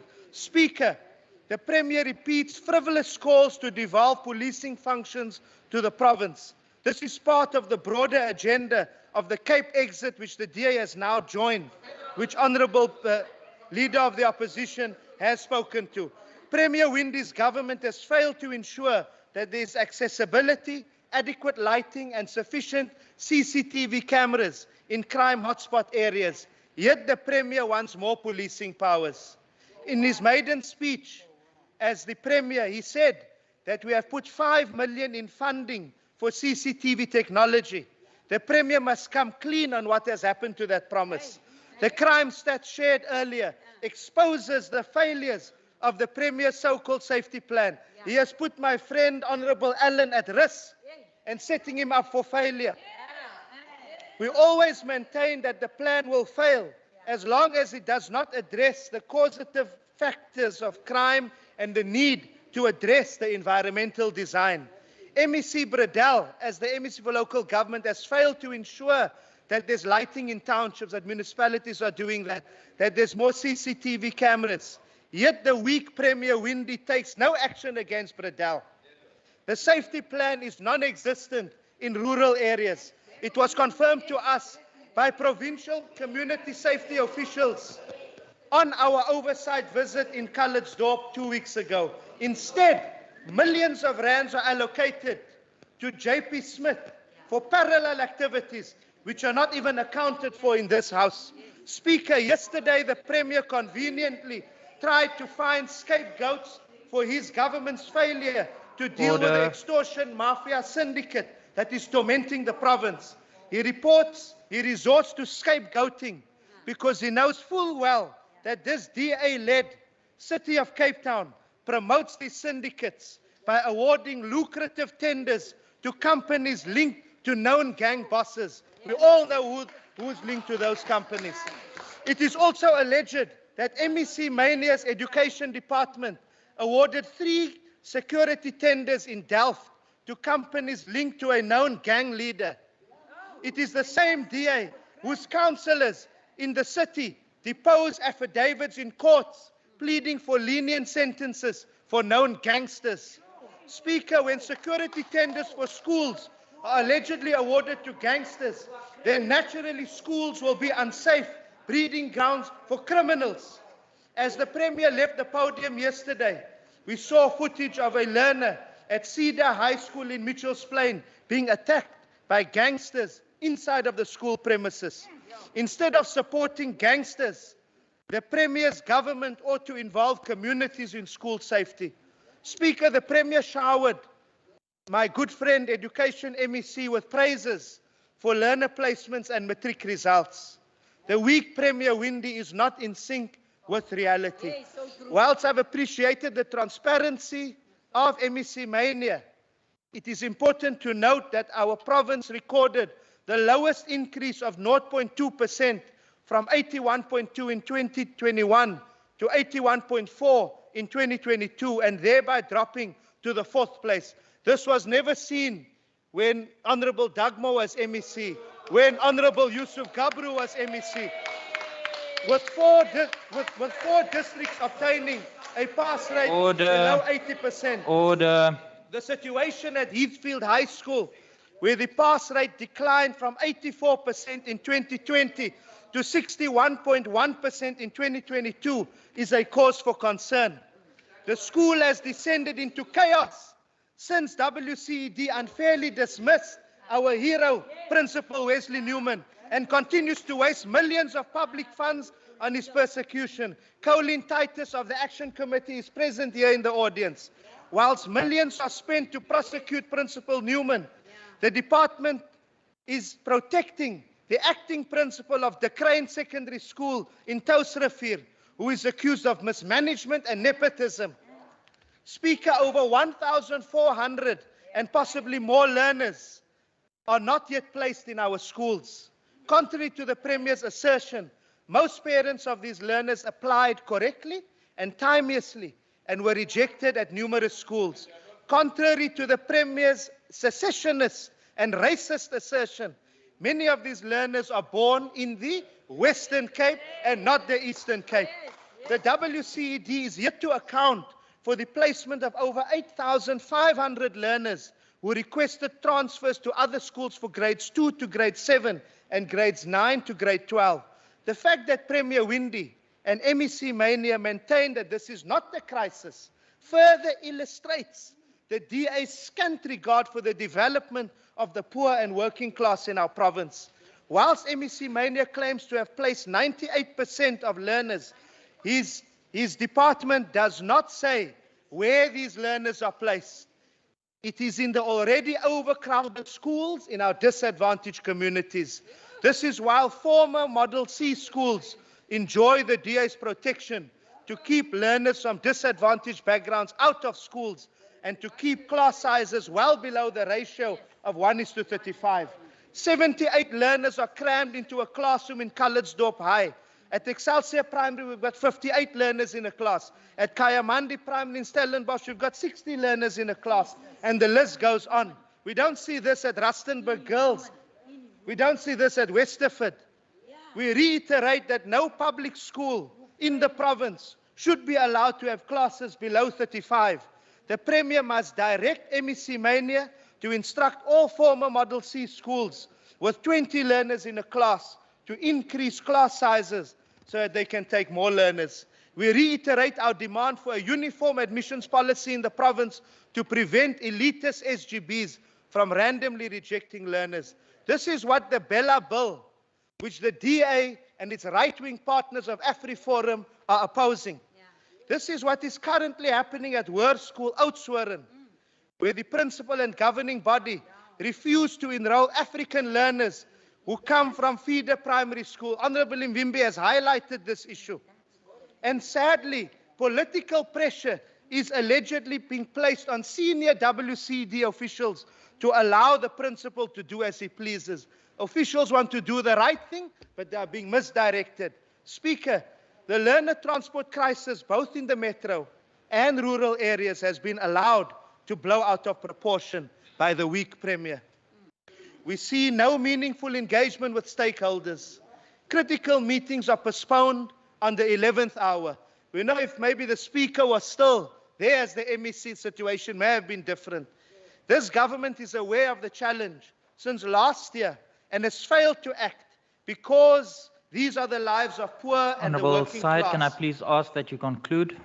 An amicable solution needs to be found. It's the Premier's fault that learners of Mfoleni and Khayelitsha cannot attend school. Thank you, Honourable Syed. Please take your seat. Let us unite.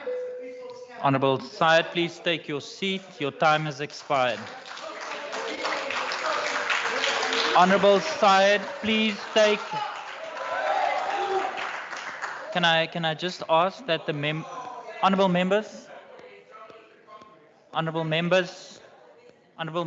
there is a member on the floor. Honourable Chief Whip, is that a point of order? Yes, thank you very much, Honourable Speaker. Speaker, may I please ask that you advise Hansard, because whilst Minister, or rather Member Syed, was doing his address, the Honourable Windvogel was contravening, I believe, or Rule 59, by saying that you are criminals. So will you kindly revert to the House in that regard, please, Speaker?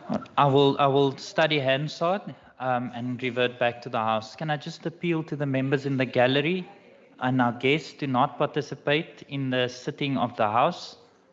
If you can please ask for your indulgence. Thank you, honourable members. Order, members. Order, members. I now see the Minister, Minister Meyer. Achtbare Speaker, achtbare lede van hierdie huis, inwoners van die Wes-Kaap, collega's in die kabinet. Firstly, I want to greet two outstanding public representatives in Mitchell's Plain. Thank you for your presence here, DA councillors from the city of Cape Town. Achtbare Speaker, hoop is magteloos. Achtbare Speaker, hoop is magteloos, kragteloos, as dit nie op dade en op Honourable aksie Minister, please gebou take is your nie. seat. Honourable No, you knew I was gonna Mackenzie, stand up. is that Yes, a point it is, of order? Honourable Speaker. My colleague there, Khalid Said, referred to my colleagues as gangsters. He must withdraw that immediately and apologize. Honourable members, there is a point of order. Honourable Syed, did you refer to any member in this House as a gangster? I did not refer to any member in this House as a gangster, nor did I refer to anyone in the gallery as a gangster. You can listen to Hansard. The Honourable Mackenzie must not get too excited here. We know Honourable Syed, that he please wants take your to seat. prove a point. Let him rather just listen, please, right. man. I think that would be best. He's Thank speaking you. at the Thank you, Honourable Syed. Please take your seat. Honourable Minister, I see you.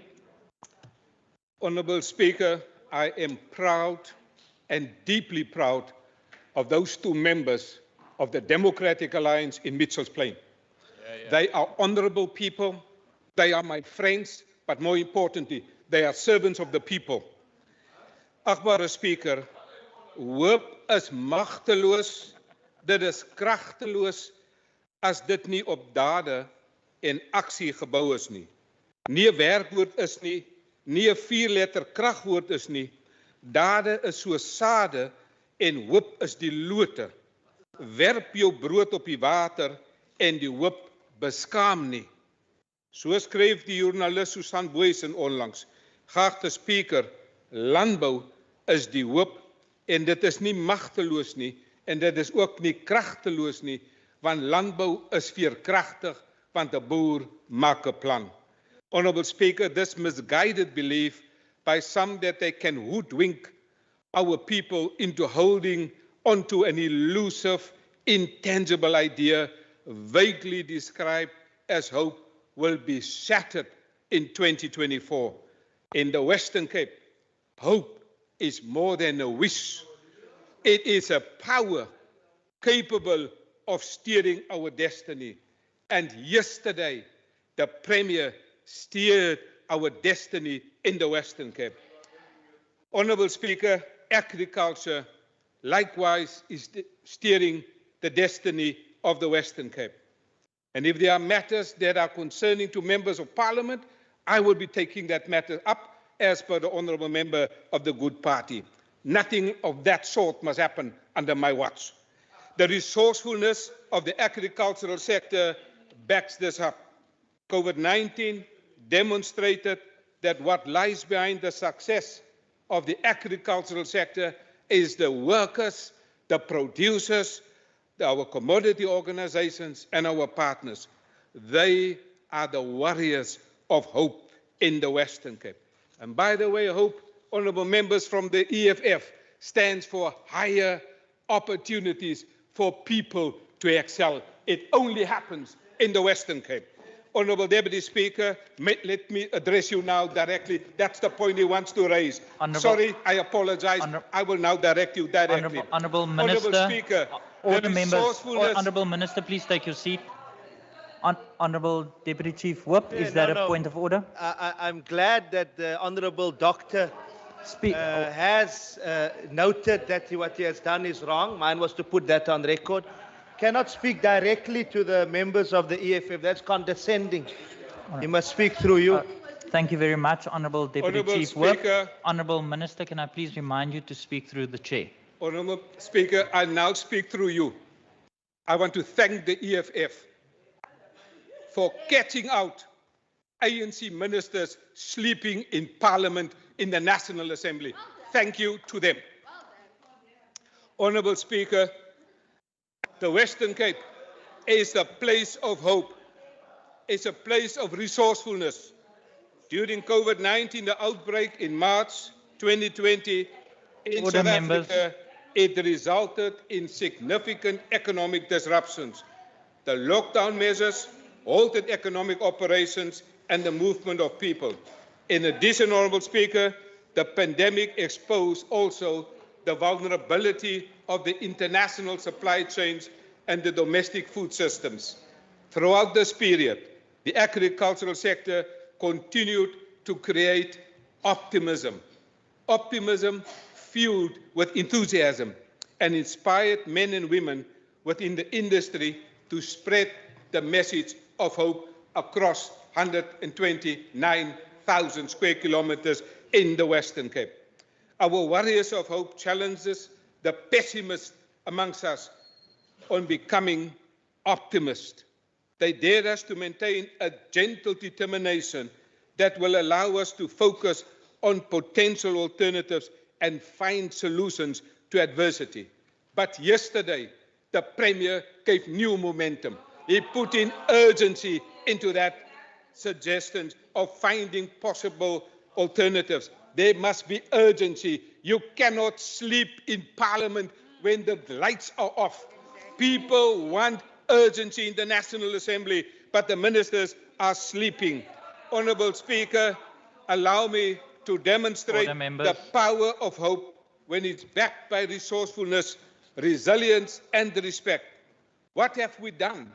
We gave a stipend to restore the dignity and brought much relief during COVID-19, specifically to the wine industry, agri-tourism, because this is a vibrant sector, the third most exported products from the Western Cape.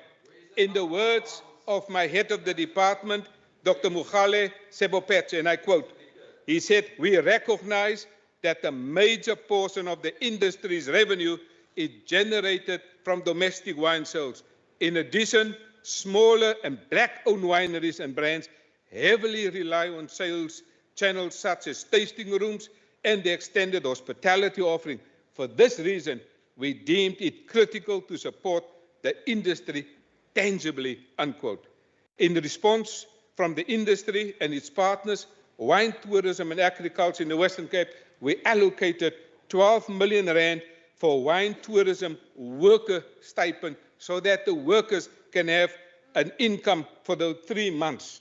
And so we welcome this suggestion that has happened because we protected 1,362 jobs in this industry.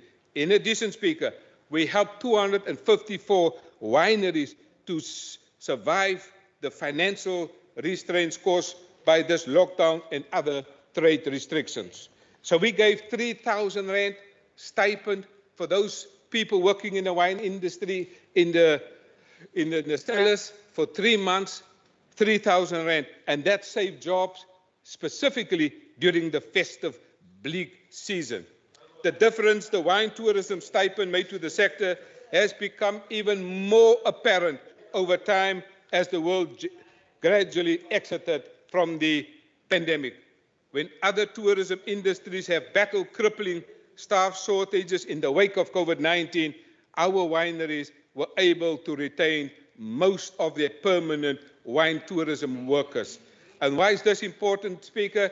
Because in the Western Cape, we are the home of 98% of South Africa's wineries, is what you find the wine cellars here in the Western Cape, employing 40,000 people, impacting on 250,000 people in terms of personal livelihoods. But, Honourable Speaker, I have also introduced, as you know, a one home, one garden project. People who have never went hungry mustn't shout here in this room. Another consequence of this pandemic and the various levels of lockdown was temporary and permanent jobs, sometimes leaving households without an income and therefore with no food on the table.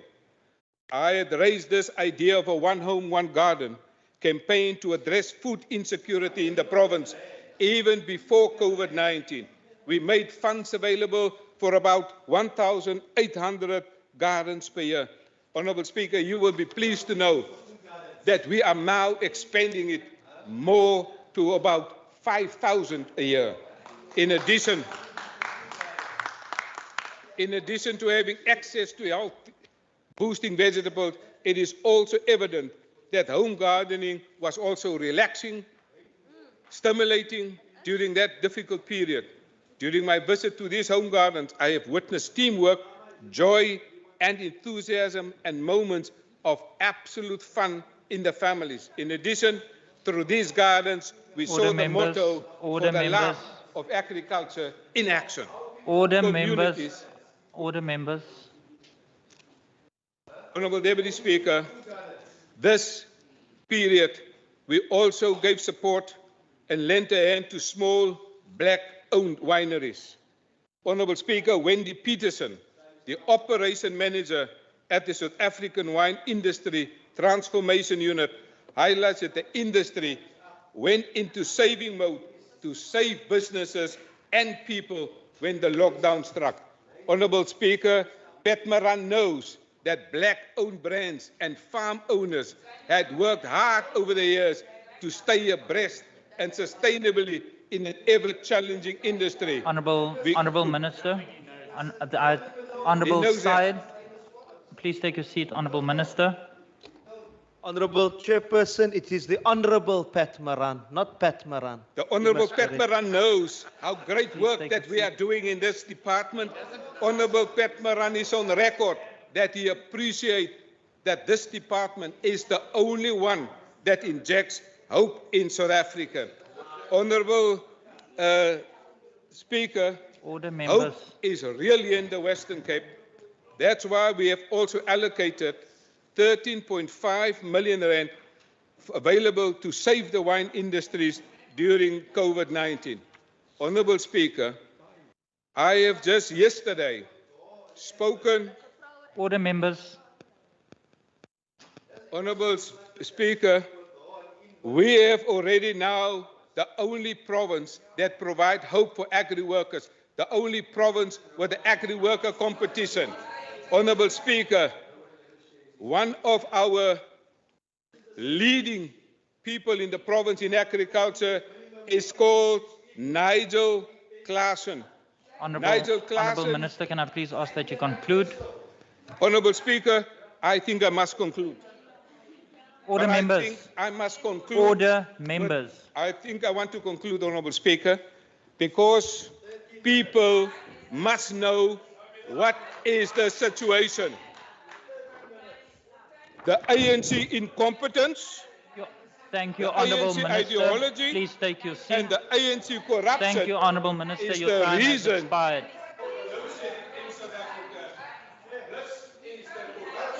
Honourable Minister, please take your seat. Honourable Minister, please take your seat. Your time has expired. All right, Minister, your time has expired. Honourable Minister, please take your seat. Your time has expired. Honourable Deputy Chief Whip. Honourable Speaker, thank you for recognizing me, despite the fact that the Honourable Doctor did not want to sit down.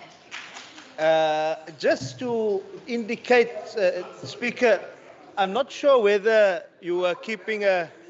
Order, members. There's a member on the floor. There's a point of order. Yeah. Speaker said clearly they are impatient. Honourable Syed, can you please yes, raise your point of Chair, order? I would Raise like your point to of order. continue. Two issues here. The one issue is, I don't know whether Honourable Syed, please take your seat. Honourable Syed, uh, please take your seat. Honourable Nkondlo, that is crossing the line. Can you please adhere to the process of parliamentary process? Cross the line. No. Yeah. Honourable members, order, members. Chair, Honourable Syed, I was addressing the House. I want to just conclude. All right.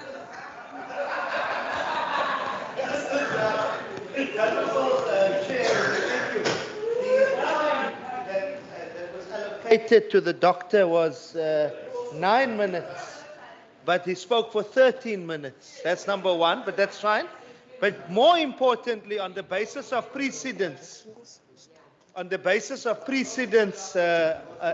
and I may be corrected on the first one. That was just the issue that I've raised. Okay, what's your point of order? The second point of order is on the basis of precedence. That is not a In point this of order, particular Speaker. House, can the chief of sit down? I'm busy. Honourable members. Not while I'm busy. We Honourable never members. interrupt when they're doing a point of order. Honourable Not the speaker. Chief This Whip, is please the take your speaker. seat. Respect the speaker. Honourable Syed, can you please Can I conclude? Yes, Can I can you please conclude? conclude? But I Order, don't members. conclude if members are... Members, Honourable Baku Force and the members on my right, can you please? There's a member on the floor on a point of order. The Honourable Mayor has stood up with a poster in this particular House just after the MEC Fritz debacle. ANC MPLs also had posters and it was deemed to be incorrect. Can you please rule on that matter? When the Honourable Minister stood up, his time has expired, and I have then at that point muted the mic of the Minister. So Hansard will reflect that. I see the Honourable Marais. Thank you, Speaker. Honourable members, it is your right. Speaker, I want you to rule on this. Do those who speak have more rights to those who demand to listen? Are we going to protect the rights of people to speak here, shout, and not respect the rights of those who came here to listen so that we can respond? How do you weigh up these two rights? Must I sit here and waste my time, Mr. Speaker? You are a new speaker. And in this House, new members, they are given the privilege of speaking uninterrupted if it's a maiden speech. You are a maiden speaker. And they should give you that same right. Thank you, Honourable Marais. Thank you very much, Honourable Marais, for that. Members, can I please ask that you please respect the decorum of the House? We have members in the gallery and we have citizens listening to these replies. Can I please ask for your indulgence? I have in the beginning stated that interjections are allowed, but please do so respectfully. That's the nature and the beast of Parliament, and we come here with different opinions and different suggestions, but do so respectfully. Can I please ask that we now continue with the business of the day? I now see Honourable Kasim and Honourable. Okay, can you please rise when you want to raise a point of order? Can you stand, please? No, I thought maybe the rule is I must lift my hands and then you give me a permission to stand up. Then I stand up. I don't want to just stand up without you. No, can you please stand up in order for me to recognize you? Okay, no, thank you very much, Honourable Speaker. I must actually thank you for being so much very fair, Honourable Speaker, because for the first time I heard a speaker saying actually being able to call both sides of the House without any form of discrimination, that if they were wrong, that must be called on both sides. But one issue I wanted to raise, Honourable Speaker, I thought that we were going to speak on or rule on, because the issue of this poster, we know in previous sittings, we were told in no uncertain terms that posters are not allowed into the House, and then that was actually referred to members of the Provincial Legislature of the African National Congress. We've now seen the minister taking out a poster in the House. We would like to actually get a ruling on that regard. Member, thank you very much. I've already made a comment or ruling on that. The minister's time has expired. I have asked the minister to take his seat at that point, so everything thereafter will not be recorded. Can we please continue with the business of the day? I now see Honourable Kasim. This is Honourable Kasim's maiden speech, and as is custom in this House, we will allow the Honourable member to deliver her maiden speech. Honourable Kasim, Honourable Bakubaka Force, my apologies, Honourable Kasim. Honourable Bakubaka Force, is that a point of order? Yes, but I want a clarity from the speaker. You are saying you mute his mic, so you are giving us a permission to bring our posters as long as we are quiet. If you are doing that, Honourable, we will bring our posters and won't speak. Honourable Bakubaka Force, I've already given my ruling on the point of order raised. That is not a point of order. We have a member that is about to deliver her maiden speech. Can we please allow the member to continue? Honourable Kasim, I now see you. Honourable Klaas, is that a point of order? We ask you that we are here to deliver the speech for the province. Please give us a chance. Thank you. Thank you, Honourable Klaas. Your point is well noted. Honourable Kasim, let's see for the third time. I now see the Honourable Kasim for a maiden speech. Thank you, Speaker. Speaker, there was no true account given during yesterday's State of the Province address of what is actually happening here in the Western Cape, and instead lots of grandstanding and blaming the usual mentality of the DA here in the Western Cape. So it is very sad to know that almost 15 years later, this DA-led government still failed to properly address some of the most critical challenges faced of our people here in the Western Cape. So let the EFF give you, Honourable Premier, a true account of what is actually happening here in this province. Let the EFF address the state of landlessness, homelessness and joblessness of the poor and the working class, among other critical issues that this DA-led government continuously fail to address. So, Honourable Premier, grandstanding on 2,000 housing units won't have any impact on the challenges of housing, and that's of hundreds of thousands of other poor people who are still homeless, landless, and more so on a housing waiting list in the Western Cape. Housing should have been priority number one, but we need to continuously remind ourselves why this DA has failed to deliver and why they have not improved on the living conditions of the people in the Western Cape. Because Speaker, they have never really prioritized housing for the poor to ensure both black and even poor white people in this province are given lives of dignity. Informal settlements will continue to mushroom under this DA administration as the poor are desperate for shelter but are continuously faced with bullets and evictions instead of deliverance of houses, which is not prioritized once again here in this DA-led government in the Western Cape province. Premier, you said that police are not always doing their job in removing these so-called illegal occupants. We all know majority of the poor people are black people, and you said that they are stealing land and the rights of others, as you said yesterday, which by the way is a very rich word coming from a colonialist descendant. But it is obvious that many of these police men and women themselves, as well as their families, are landless and on a housing waiting list themselves because of the original illegal occupants who showed up in SA shores in the 1600s to colonize it. But as the EFF, we will no longer wait for the lackluster DA to address the issue of land and to respond to the housing backlog of this province. And therefore, the EFF in the Western Cape will embark on its own programs to identify vacant land, to ensure that this provincial government starts taking housing seriously.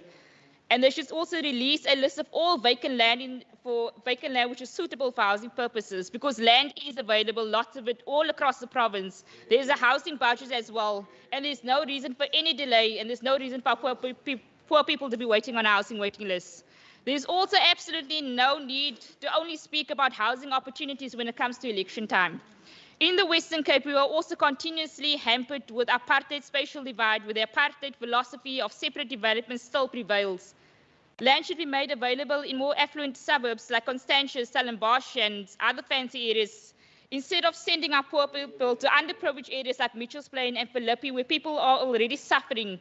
So which means you're sending them to an area where they will suffer much more than what they already are. This is evident that there is a continuous apartheid spatial divide that seeks to keep the poor blacks as far from wealthier and more affluent suburbs in the Western Cape. So in conclusion, Speaker, we know that housing and land will never be prioritized here in the Western Cape, not under this DA administration, and that it is only a government led by the Progressive Party like the EFF that will restore the dignity of our people. But Speaker, while they are at it and currently uselessly leading this province, let's remind them to start manning up and stop blaming other parties for the failure of this province. Our people are suffering. It is simple, Speaker. It is simple, Premier. Just give them the service that they need. Thank you. Thank you, Honourable Kasim. Thank you, honourable members. Order, members. Order, members. I now see the honourable minister. Oh, order, members. Honourable Maran. I now see the honourable Fernandez. Honourable Maran, there's a member on the floor. Honourable Speaker, Honourable Premier and Cabinet colleagues, Honourable members of the Provincial Parliament, distinguished guests, members of the media, citizens of the Western Cape. Good morning, goeiemorgen, Molbeni Nonke, Assalamu alaikum, Shalom. In his State of the Province address yesterday, Premier Windy delivered a message of hope and the fierce urgency of now. Amidst the announcement of the highest food inflation in South Africa in 14 years, the continuous devastating impact of the COVID-19 pandemic, and wave upon wave of rolling blackouts, many citizens are in need of hope, now more than ever before. Hope and urgency also prevails within the Department of Social Development. We are resolute in our commitment to serving the most vulnerable, despite the limited resources and budgetary constraints so prevalent in all government sectors across the board. Honourable Speaker, there is an ever-increasing need for food relief services provided by the department. Our current budget allocation of about 50 million is disbursed across community nutrition and development centres and community-based organisations. 68 CNDCs and 512 CBOs benefit from this budget, which provides food relief to nearly 183,000 beneficiaries every quarter. An additional allocation of 25 million rand has been provisioned to the community-based kitchens and CNDCs for the period of January to March 2023. Provincial Treasury has allocated 18 million rand in the coming financial year for capital works on a new shelter in the Cape Town CBD. This project is in partnership with the City of Cape Town to address the urgent need for accommodation for those living on the streets. DSD currently funds 2,398 bed spaces in homeless shelters per day. The new Hope shelter will bring the total number of DSD-sponsored bed spaces to its COVID recovery plan target of 2,500. Honourable Speaker, as the lead minister on gender-based violence, I remain committed to fighting this scourge, both within government and civil society. I was in Swartland last year with the Premier, where the municipality launched its GBV Ambassador Programme during the 16 Days of Activism campaign. Each one of the 12 ward committees has a trained GBV ambassador working in a specific ward.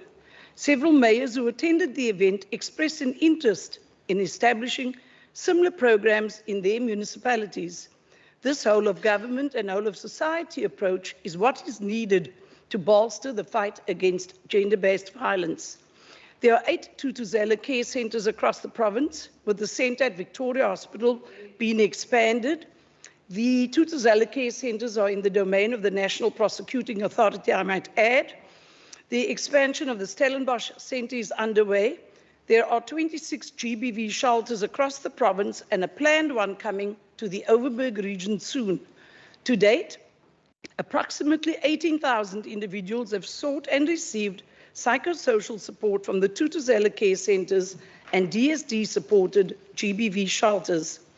In his address, Premier Windy mentioned the Western Cape government's Break the Cycle campaign. I believe it's the start of an important movement where boys and men feel comfortable in seeking help should they have unprocessed trauma from their childhood, to avoid them expressing their trauma through violence. We are taking this campaign to Delft and other GBV hotspots, as well as schools, libraries, NPOs, communities, municipalities, amongst others. There is still a lot to improve on in our attempts to combat gender-based violence and femicide in our province and in South Africa. We must be intentional and act with urgency to arrest the scourge. Over the next few months, it is envisaged that crime statistics on gender-based violence and femicide, data from the Tutuzela care centres, protection order data, and DSD victim support data will be collated to generate more complete data sets on GBV prevalence and rates in hotspots and across this province. And in this way, we will be able to implement targeted, data-driven interventions to break the cycle.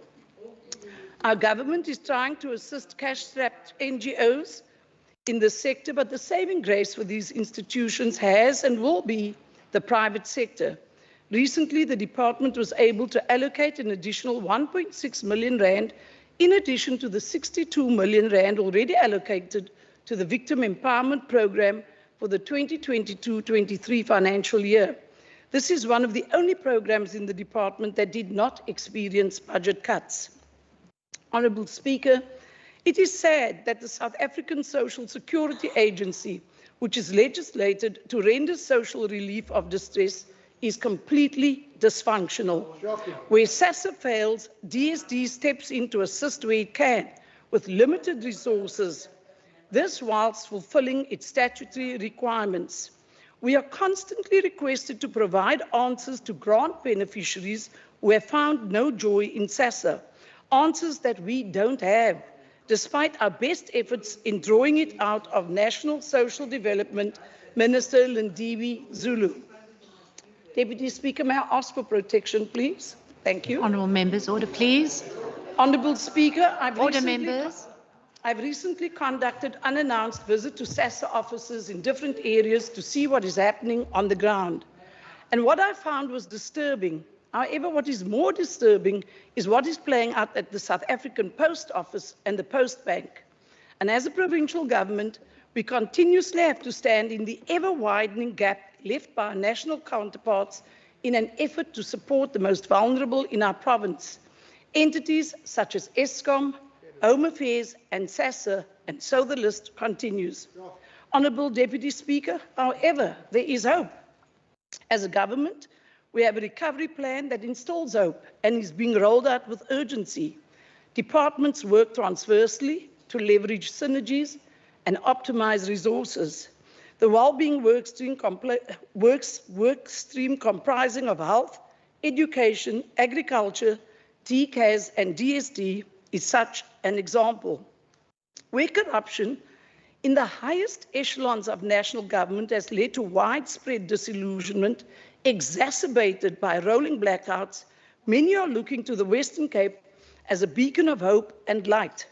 We are deeply grateful to civil society, all stakeholders and all concerned citizens who have joined us to create a Western Cape that prioritizes the well-being and dignity of its citizens, a province that epitomizes good governance, a province that is responsive, caring and works for you. I thank you. Thank you, Honourable Minister. I now recognise the Honourable Christians. Thank you, Honourable Deputy Speaker. In the State of the Province address, the Premier spoke about the energy crisis that this country and the province is facing. Now, this is a crisis. So the Premier's mentioned that this is a national competency. But Premier, if we're going to leave this to the ANC, we're going to have blackouts all the time. The ANC has been declared redundant. The ANC has... Order, honourable members. Take your seat, please. Honourable Christians, please stop the clock. Honourable members on my left side here. Honourable Barnes, Honourable Windvogel, Honourable McCall. No, it's not you. My apologies. It's your colleague. Honourable members, Honourable Christians is right at the back of the room and I struggle to hear him. If we could please just afford him his short period. He's only got a short amount of time and he has to get through his speech. You may proceed, Honourable Christians. Thank you, Deputy Speaker. As I said, the ANC has failed this country in everything they've touched. And the voter next year will give them, according to polls, only 39%. So the ANC has been declared redundant and will be absolute next year. Now, Premier... Order, members. Now, you may now, proceed. Premier... Please take your seat, Honourable Christians. Honourable members, you know what, we're getting quite close to lunchtime, so we're going to be delayed and we have people that have to observe their faith. Please, honourable members, let's get through this debate. As you've all had your, honourable members, I'm addressing the House. As you've all had an opportunity to debate, please allow the ACDP their right. You may proceed, honourable Christians. Thank you, Deputy Speaker. Deputy Speaker, now my question to the Premier is, the Premier referred to the Energy Resilience Council that's busy finding solutions to respond to the energy crisis. Now, Speaker, what the ACDP would like to know is the timeframes. When will the Western Cape be free of load shedding? When will the Western Cape be free of the ANC's Eskom? So, as we know, Deputy Speaker, that small businesses had to close down. Small businesses are struggling. What is this government doing in order to assist small business? Now, Deputy Speaker, the criminals also now have a timetable of load shedding. So they know when communities are most vulnerable and break-ins occur. So I'm asking the Premier, at least, can we have the lights, street lights on and vacant fields, because that is where people go to work, come back from work, and they are robbed and houses are being burgled. So is that maybe an option that we look at least street lighting in the most vulnerable communities to stay on? Speaker, our province, education is still unequal. It's still unequal. I just want to give the Premier example. There is success stories, but there's communities that's still struggling when it comes to education. Just on Tuesday, we were on an oversight visit in Retreat. 109 children entered matric. Only 99 wrote. But out of that, only 58 were promoted, meaning 41 was not promoted. A pass rate of 58%. But what is most shocking is that 15 people in a class sat down for mathematics. None of them got 50%. The same with accounting. Accounting, 17 entered the exam, only 15 wrote, and nobody got over 50%. So that's why I say that education is still in disadvantaged communities are still a major factor. But, Deputy Speaker, I want to say the following. Order. We know that the HOD of education appoints principals, but there is nepotism and there's favoritism when it comes to the appointment of deputy principal and HODs. That is a major problem. And I will bring it to the attention of the MEC that was helpful in the past. I'll bring it to the MEC to investigate these matters. Deputy Speaker, another problem that we have as the ACDP is the SGBs that writes down the policy of admissions. Just yesterday, I was again with parents on the phone. They cannot get into schools. Manenberg cannot get to Wynberg schools. Bondeville cannot get, because the subject choices is not there. We want our learners to thrive, but they cannot thrive because the opportunities are not there. So I want that at least to be addressed, Deputy Speaker, that the admissions policy at schools be altered to accommodate those parents that want to give their children a better future. Deputy Speaker, the ACDP also calls. Now, SAPS is a problem because the province is giving millions and millions of rand for the safety of our people. But the ACDP yet again is on record and are calling for the devolution of powers to the provinces. We are calling for the devolution of powers. This is not politics. This is the ANC playing with people's lives. This is not about politics. This is about the safety of our people in the Western Cape. The ACDP still believes that the solution to the problem is, and I want to know from the Premier, what are they doing to help our neighborhood watches?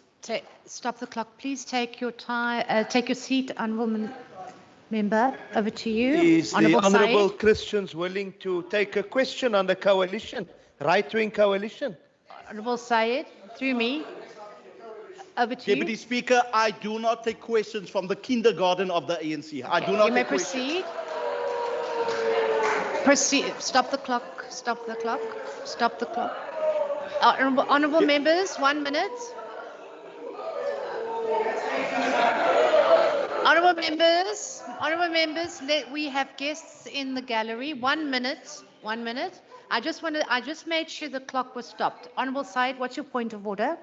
Chair, on a point of order, that's ageism. The last man in this House to come up with that type of statement Honourable of Said, that's not a ageism point was of order. MEC Fritz. No, We that's all not a point saw of what order. happened to MEC Please Fritz sit, Honourable Said, after he that's made not a that point statement of to order. me in terms of this ageism. It's Sit this down, ageism Honourable that Said, is declining the that's not a point leadership of we have. order. Please take He must your seat. withdraw that statement Please of take ageism. your seat. All right, Honourable Christians, you may proceed. Your time is ticking. You may proceed. How many minutes? How many minutes do I have left? You've got 46 seconds left. Okay, Deputy Speaker, his mummy will come fetch him now. Honourable Christians, proceed. Honourable Christians, your time is ticking. Deputy Speaker, Honourable Christians, take your seat. Stop the clock. Go and retire. Go and retire. Honourable members. That's what you need to do. 1 minute. I can't recognise the Leader of the Opposition if you're The making old age so much home. noise. The Mugabes must go and retire. Honourable Said,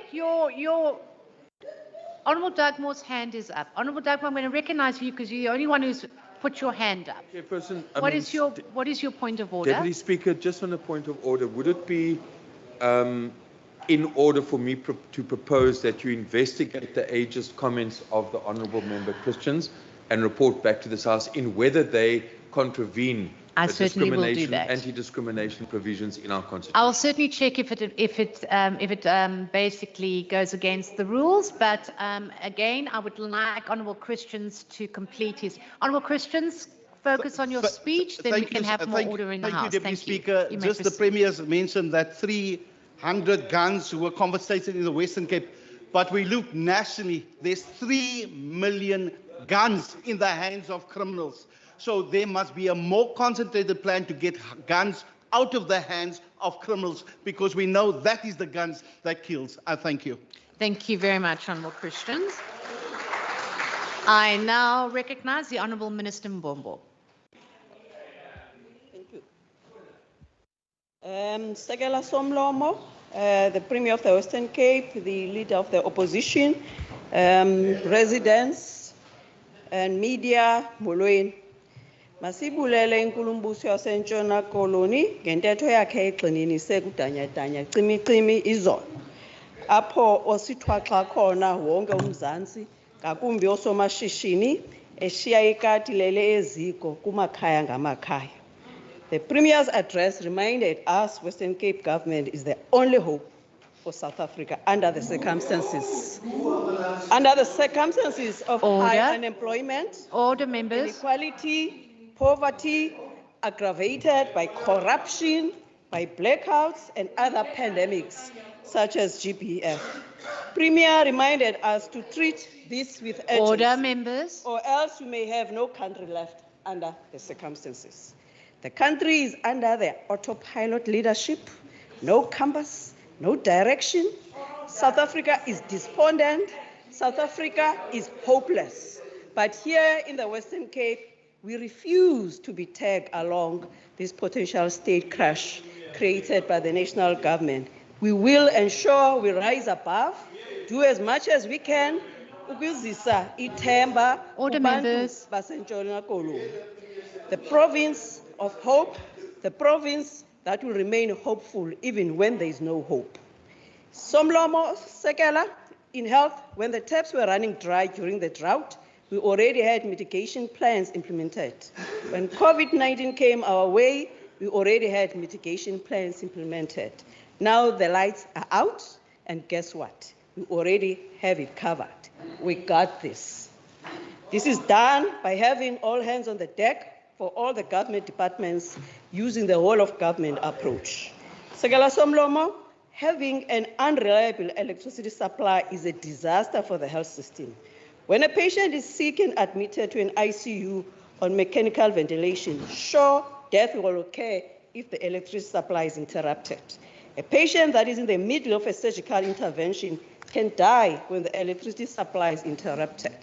The various instruments and machineries, for example, the scans, the ultrasound, the x-rays, the nuclear medicine, all of those equipment in healthcare are very sensitive to operational changes and cannot be switched on and off like one does with a light bulb. Therefore, Deputy Speaker, there are many lives which are quite literally dependent on an uninterrupted supply of electricity. Noting that we are in the process as well of creating patient records and patient encounters that need to be digitalized, and patients will not be able to have access to treatment when we have got these issues around this electricity. Deputy Speaker, when we are confronted with situations of extreme stress and crisis, we innovate and deliver. We never rest on our laurels. I needn't remind this House of the 830 Hospital of Hope beds being built in record time of only a month. Our COVID vaccination program Order. Our award-winning COVID dashboard, and let's not forget the boreholes that were built in healthcare, which are currently being even used now for irrigation purposes. For the longest time, we have identified the risk that load shedding poses and have already implemented mitigation strategies to ensure we continue to provide the best healthcare. We have requested about 19 of our hospitals to be exempted from load shedding, besides the 3 central hospitals that were exempted in 2018, which is the Red Cross, Protest Care in Tageberg, which already been implemented, but it's only up to stage 6. It means if there's a stage 7, it means the whole of the health facilities gone. We only received exemption for a further 5 facilities, which is the New Somerset, the Mitchells Plain, the Calbrima, Victoria, and the George Hospital. Noting that electricity is a scarce resource, back in 2015, Deputy Speaker, the department joined the Global Green Hospital Initiative, where we pledged to reduce our carbon footprint by 10% through the reduction of energy consumption and a further reduction of 20% by 2030, as we know that globally, health sector is the contributor of the carbon and is the one actually that will have a huge impact contributing to the matters of climate change. The 2020 target has already been reached through making changes to the HVAC system. In 2020, also, sorry, Speaker, the lighting, the heat pumps and the chillers, the digital metering and the behavioral changes by the users of electricity, all those have already been actually implemented. At the Red Cross Hospital alone, we have saved at least 17 million rand because of this. We remain powerful even when there is no power. Furthermore, Deputy Speaker, we have been installing UPS, which is uninterrupted power supply system, as well as installing and maintaining diesel generators at our hospital and clinics to ensure we do have power. We have installed electronic system for staff to log in, reporting on tank levels of a diesel within our generators every time after load shedding. Staff is empowered even when there is no power. Unfortunately, Speaker, acquiring diesel comes at a huge cost to the department. Just to highlight, between 2015-16 up till now, 2022 financial years, the department spent close to 57 million on capital cost on backup supply systems, which needs about 2.4 million every year for maintenance. Additionally, Deputy Speaker, the past year we spent millions on diesel to keep our generators running during the periods of power outages. We are forced to use the money that was earmarked for care to buy diesel. Yes, Auntie Sarah will not get any replacement because we need to buy the diesel. Deputy Speaker, this year we have prioritized 12 hospitals, including Beaufort West, Khayelitsha, Mitchells Plain, and Worcester, to be fitted with a photovoltaic plants, which will reduce the load by 5 megawatts on the grid. For primary healthcare facilities specifically, we are installing hybrid inverters in about 71 rural clinics. That will cost us about 7 million rand. By installing these, including the UPS, and strengthening the photovoltaic capacity together with various alternative energy sources, Deputy Speaker, will continue to ensure that every patient receives the care they deserve. Patients must be empowered even if there is no power. In conclusion, Deputy Speaker, I need to note that in the government when we see crisis, it becomes an opportunity. The vision cannot be realized only through the work only on the health department. It needs the whole of government. It needs everyone. Health is everybody's business. There are many challenges as is with increased population, reduced budget, and quadruple burden of disease. We are not perfect. We are not perfect because we are the health sector that works 24 hours, 7 days, 365 days. There is no space where that we don't work. There's still more to do. There's still more that can be done. But things are improving, and we are bringing hope so that we leave no one behind, so that we remain powerful, Minister, even when there is no power. Thank you, Speaker. I wanted to also respond about the Cuba, but probably I'll do it during the other speeches. Yeah, thank you very much. I now recognize the Honourable Murray.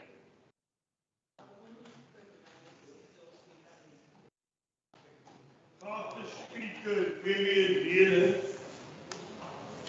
I also want to greet the Metro Councillors of the Freedom Front Plus, Councillor Paul Jacobson, sitting in the gallery, and my son, Grant Marais, also a Metro Councillor, of whom I am very proud. Vir die afgelope 2 dae het ek aandagtig geluister na die oor en weer woordewisseling in die huis. Dit het my met weermoed en mismoedigheid gevul. En toe vanoggend het ek weer eens, soos altyd, my Bybel geneem vir wysheid. En ek kom af op Psalm 127. En het my oog gevang en het sê, as die Here die huisie bou nie, te vergeefs bou die, wat daar gaan bou. As die Here die stad nie bewaak nie, te vergeefs waak die wagte. The SONA was a disastrous non-event because the South African state itself is a total disaster.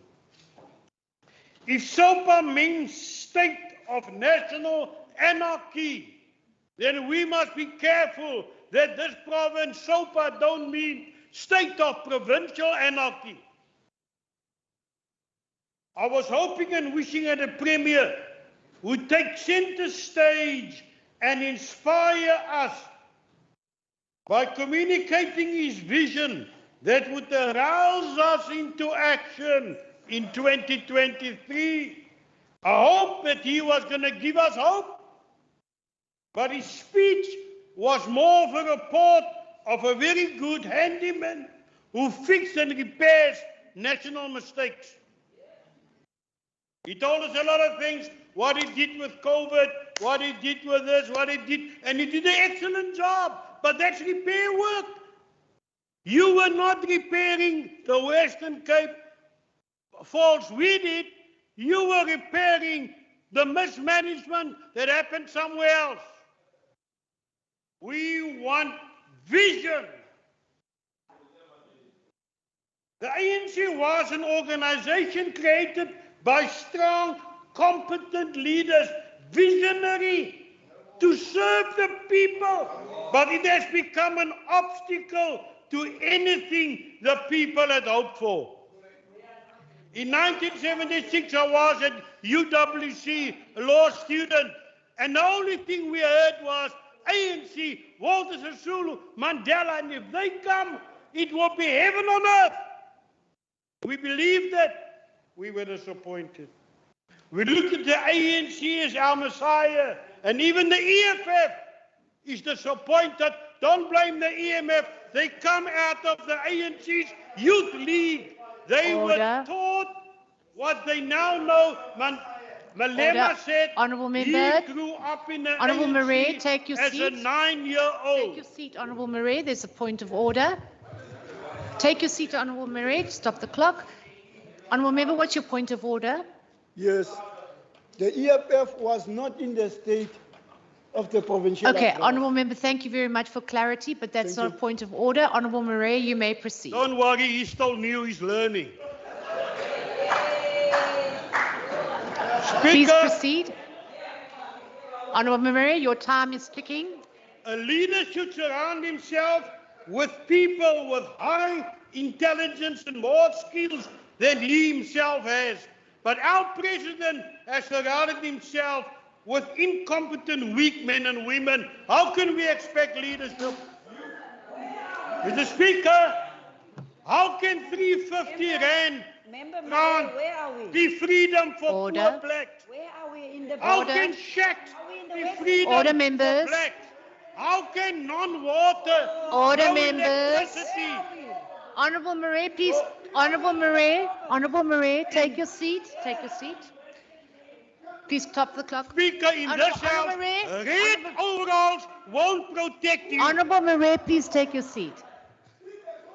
Honourable members, first of all, Honourable Marais, please do not talk to your fellow members on the House. So you must, I understand. And then to the ANC who are talking to you, and to the EFF, honourable members. Honourable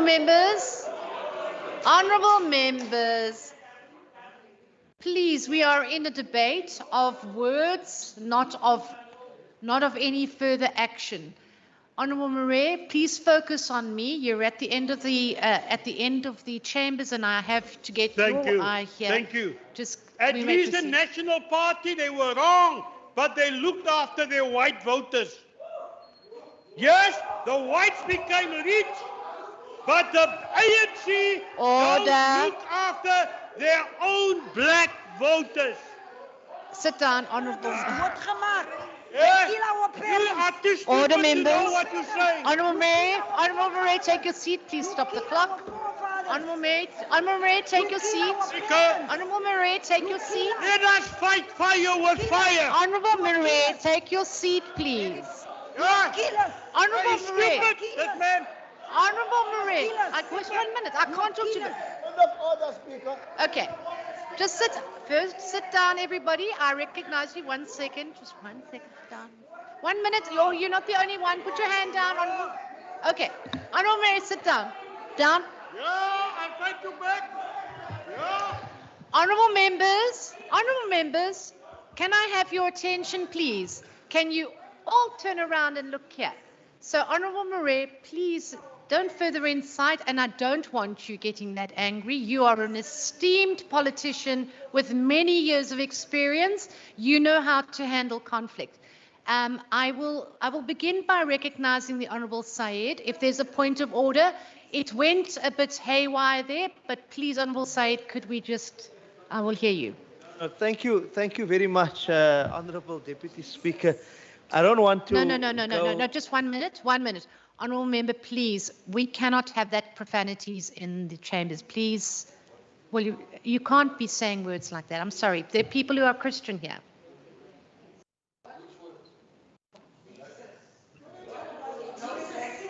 No. That was, we don't do that because it's the, there's people's religions. I will go back to the Hansard and review it. Honourable members, I'm trying to listen to Honourable Said, and I'd like everyone else to keep quiet. Please. Honourable Said? Okay. Chair,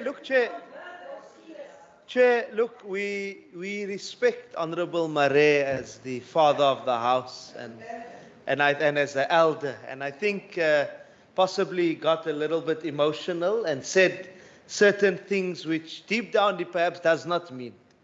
So I think let us also give him, but I just want to say maybe in future, and we saw the Honourable Murray as a point of order. Honourable Murray pointed to the Honourable Klaas and Honourable Kasim of the EFF and called them stupids.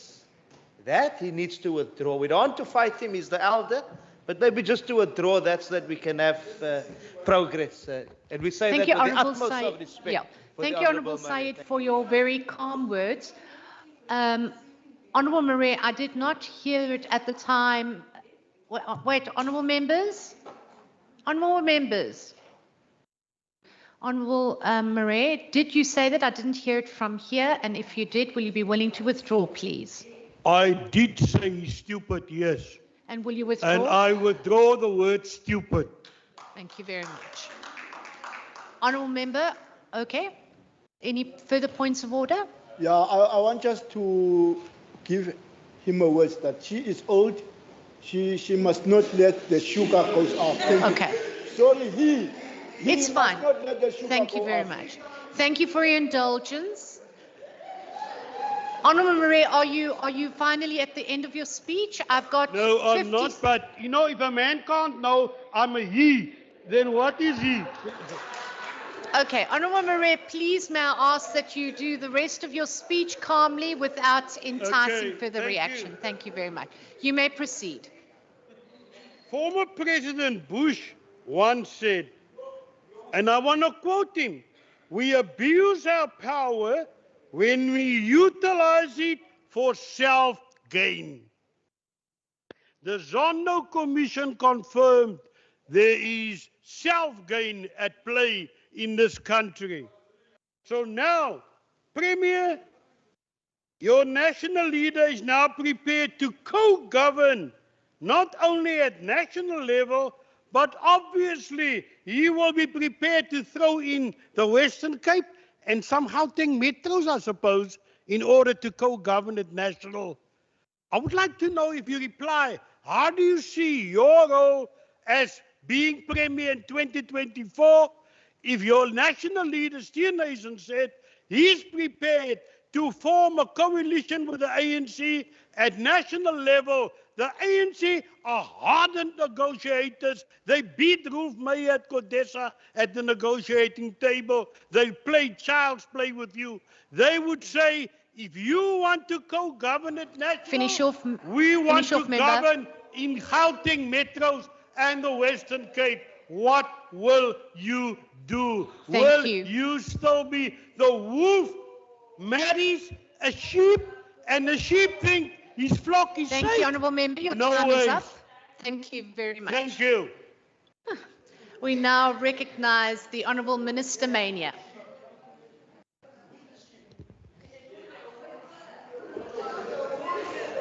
Thank you. Order, members.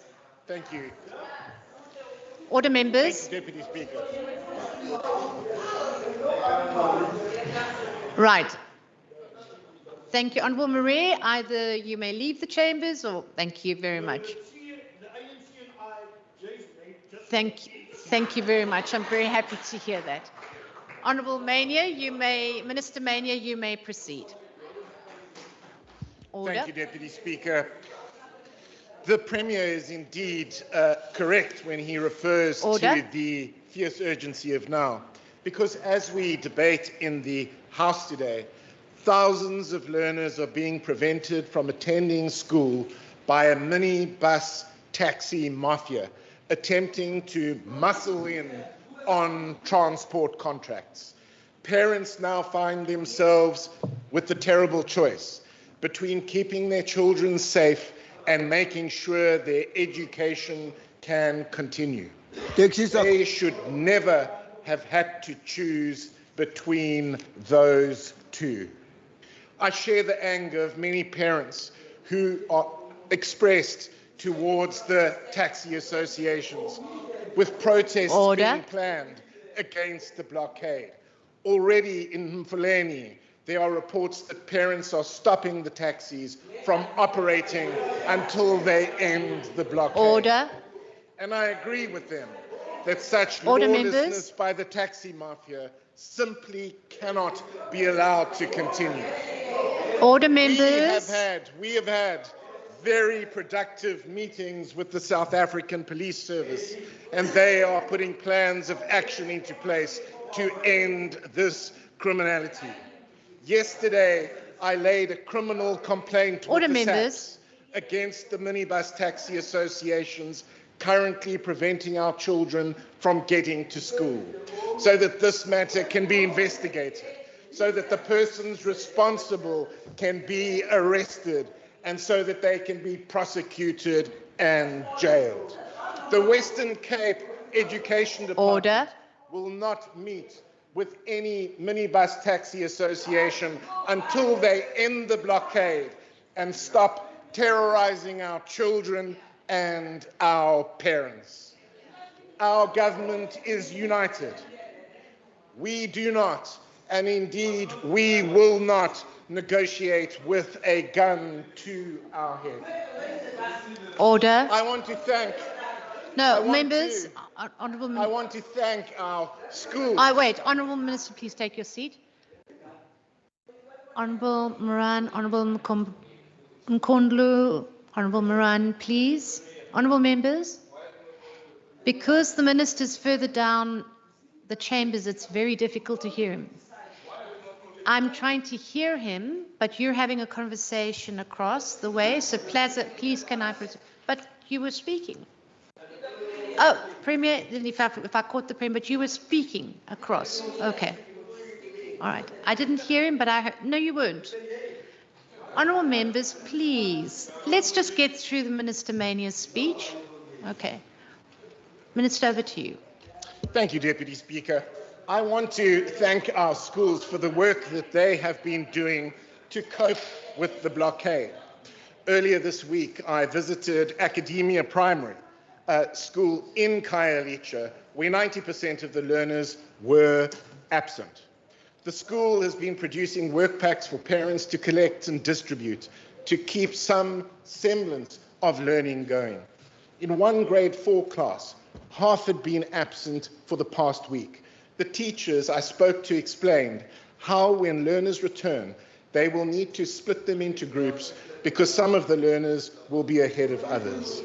Serious damage has already been done, and the blame lands squarely with the minibus taxi associations, no matter what disinformation they spread.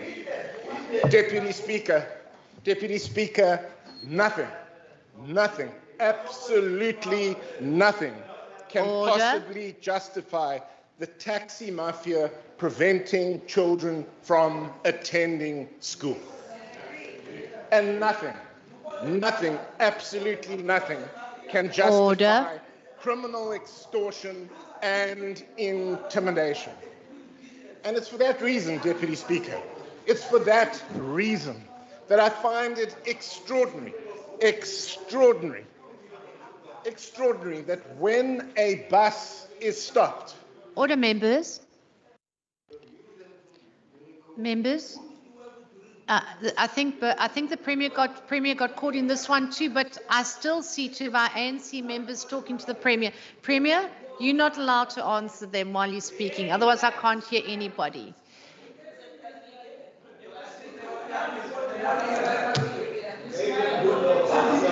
Honourable members, please, I'm waiting.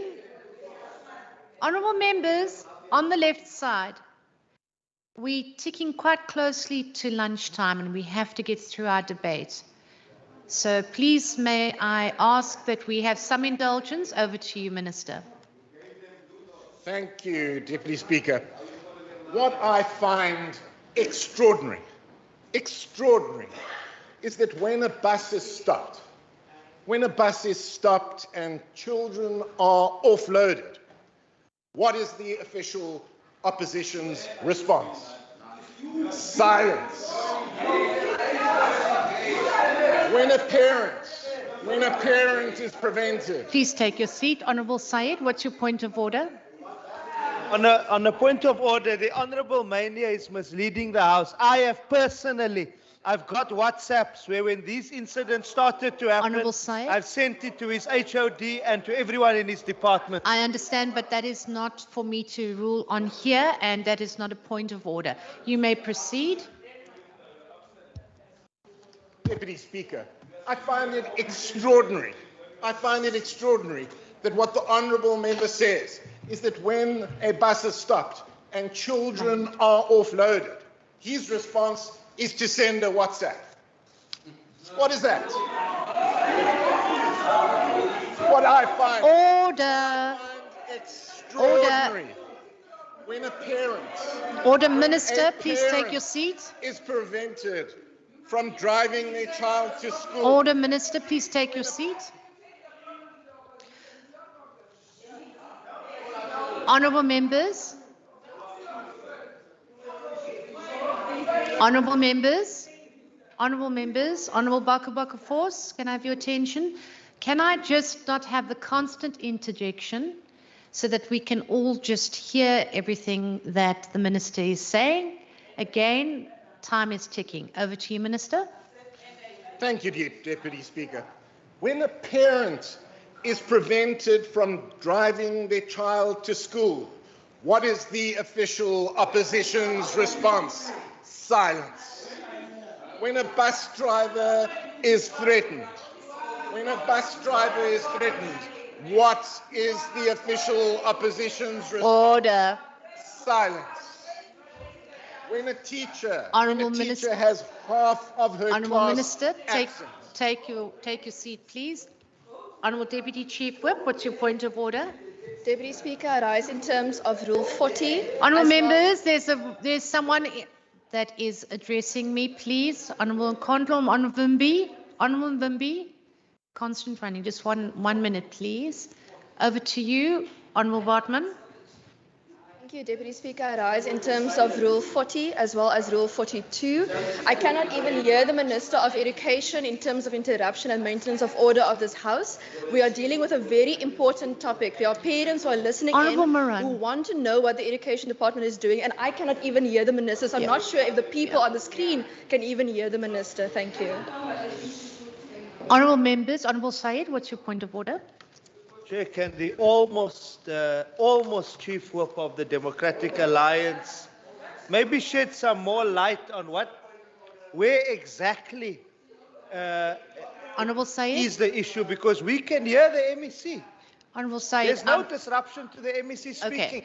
Honourable Syed, I must admit, thank you very much. Honourable members, can I just have your attention, please?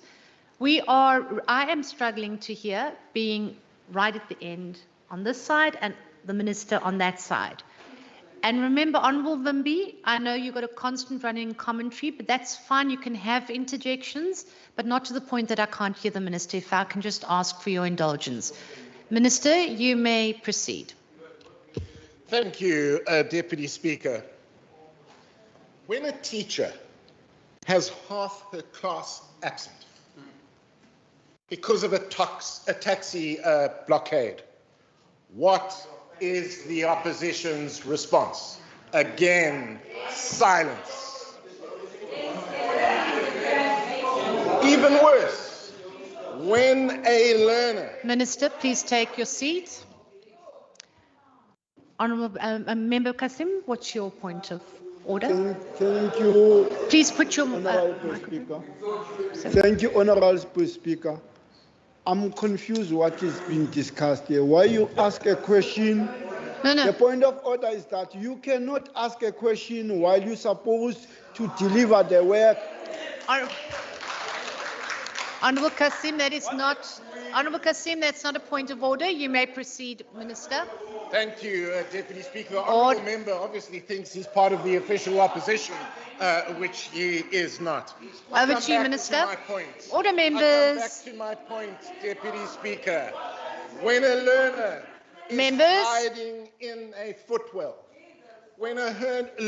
is hiding in a footwell, to avoid being seen by criminals and thugs in the taxi association, what is the opposition's response? Silence. Order, members. Every member of this House should loudly proclaim that the rule of law must be enforced in our province. Order, members. And call for and support an immediate end to the illegal blockade. Any deviation from this call will indicate their tacit support for the thugs and criminals in the taxi associations, and it will indicate their support for the taxi associations' reign of terror and indeed their terrorism of learners and parents in the Western Cape. The learners of Khayelitsha are suffering at the hands of the minibus taxi associations, and parents are fed up with their illegal actions. It's time for the official opposition to break their silence and for them to be clear where they stand. Do they stand with the rule of law or with the taxi mafia? The leader of the opposition was absolutely right. This is a crisis. So how do you explain his absolute silence on this issue? 30 seconds left. You done? Thank you, Deputy Speaker. Thank you very much, Honourable Minister. Order, members. Right, thank you very much. I now recognise the Honourable Bruncase. Thank you very much, Honourable Deputy Speaker. Bismillahirrahmanirrahim. Honourable Dugmore. Our Jamal questions whether this SOPA serves to advance white rule and paving the way for whites to come from all corners of South Africa to establish a lager in the Western Cape and in the city of Cape Town and in other municipalities like Stellenbosch and Drakensberg. We call on the province and its municipalities to take heed of the city of Johannesburg new model of governance, which is capturing the imagination. Order. Which is capturing the imagination of many South Africans. Order. The new co-governance structure embraces the manifesto promises of the minority bloc of parties and the three parties with numbers. Al-Jamaa invites the Premier to take the lead by introducing co-governance in the Western Cape and its municipalities. The model of co-governance benefits. The model of co-governance will also give all voters a taste of some of the benefits promised by the member of legislators and councillors in power. There must be a soft issue for co-governance, but for the DA, it's a matter of winners takes it all. This province needs real and good leadership from the Premier. There is no reason why the DA and the ANC and Al-Jamaa and other parties together can get devolution of powers in positions held as MEC, mayoral committee members, and members and chairpersons of standing and portfolio committees, and sub-council chairpersons. Al-Jamaa says thank you to the Premier. Al-Jamaa says thank you to the Premier for calling on the presidency to declare a state of disaster on load shedding. This will urgently bring a new generator to the grid. And it looks like the President is listening. It looks like the President is listening.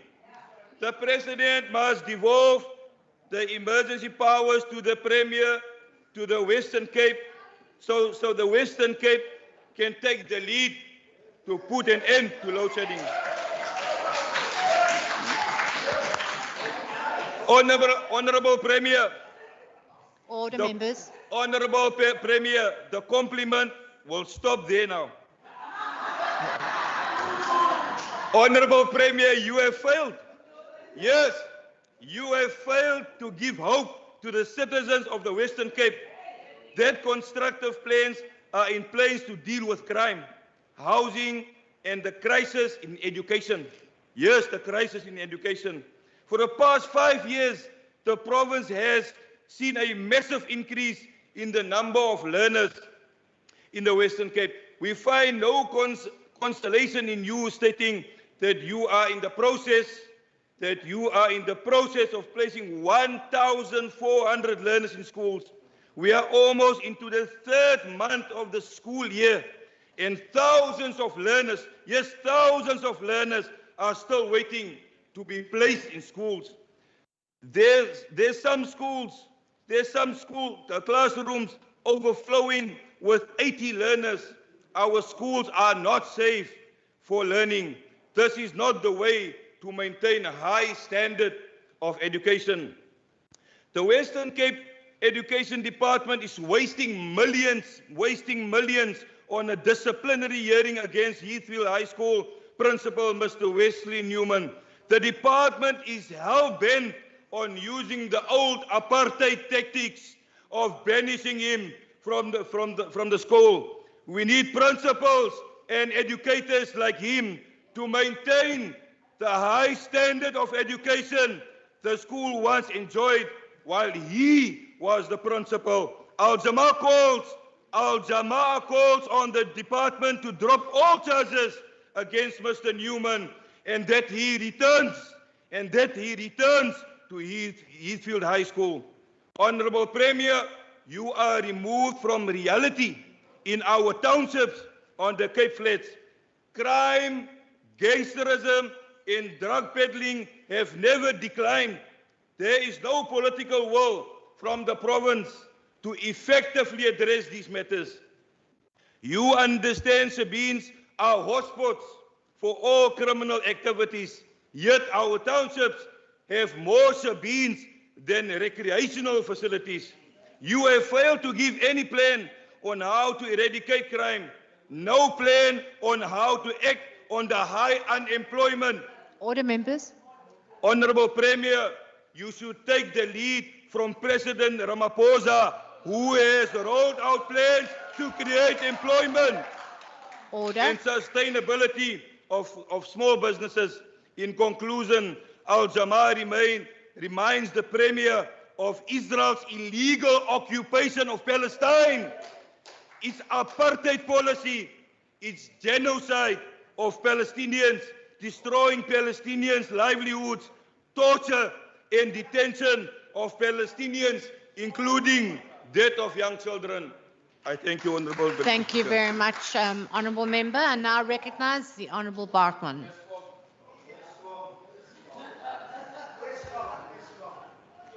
Agbare adjunct speaker, mede-inwoners van die Wes-Kaap provinsie.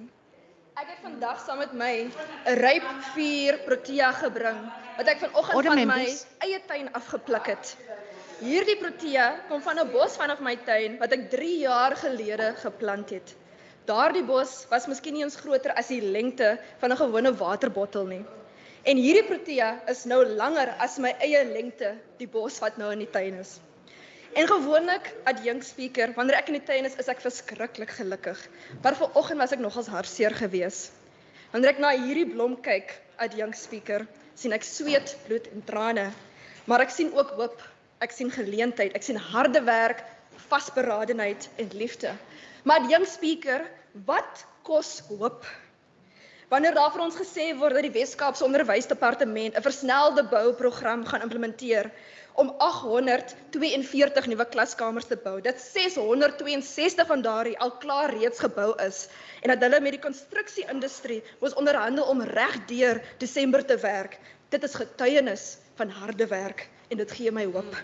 Wanneer daar vir ons gesê word dat amper 99% van ons leerders al klaar geplaas is en dat die meerderheid van die laaste 1% eers in Januarie opgedaag het as laat aansoek om te vra vir 'n plek in 'n skool.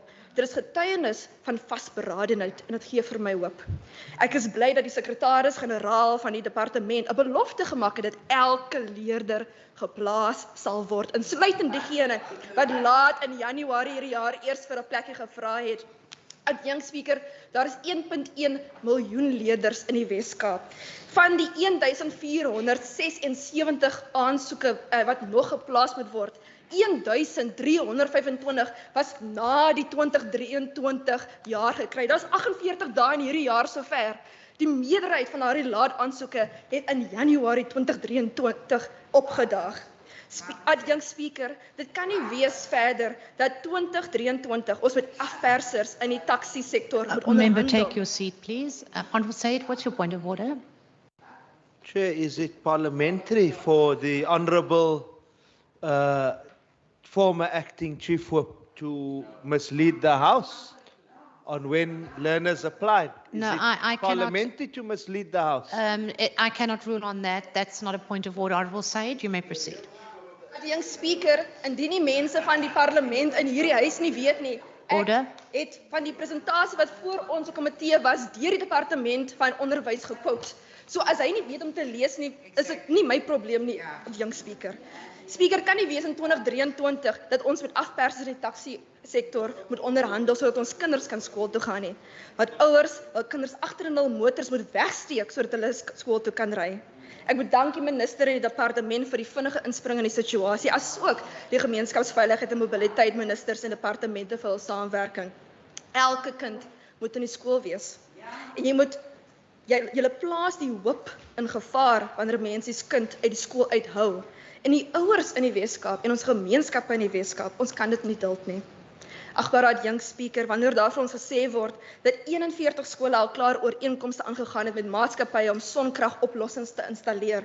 Die departement skole gaan help met lig-emitterende diode gloeilampe te installeer en dat die departement fotovoltaïese sonkragpanele ondersoek vir nuwe en vervangbare skole. Dit is getuienis van die liefde van die Weskaapse regering en dit gee vir my hoop. Agbare adjunkt speaker, hoop is duur.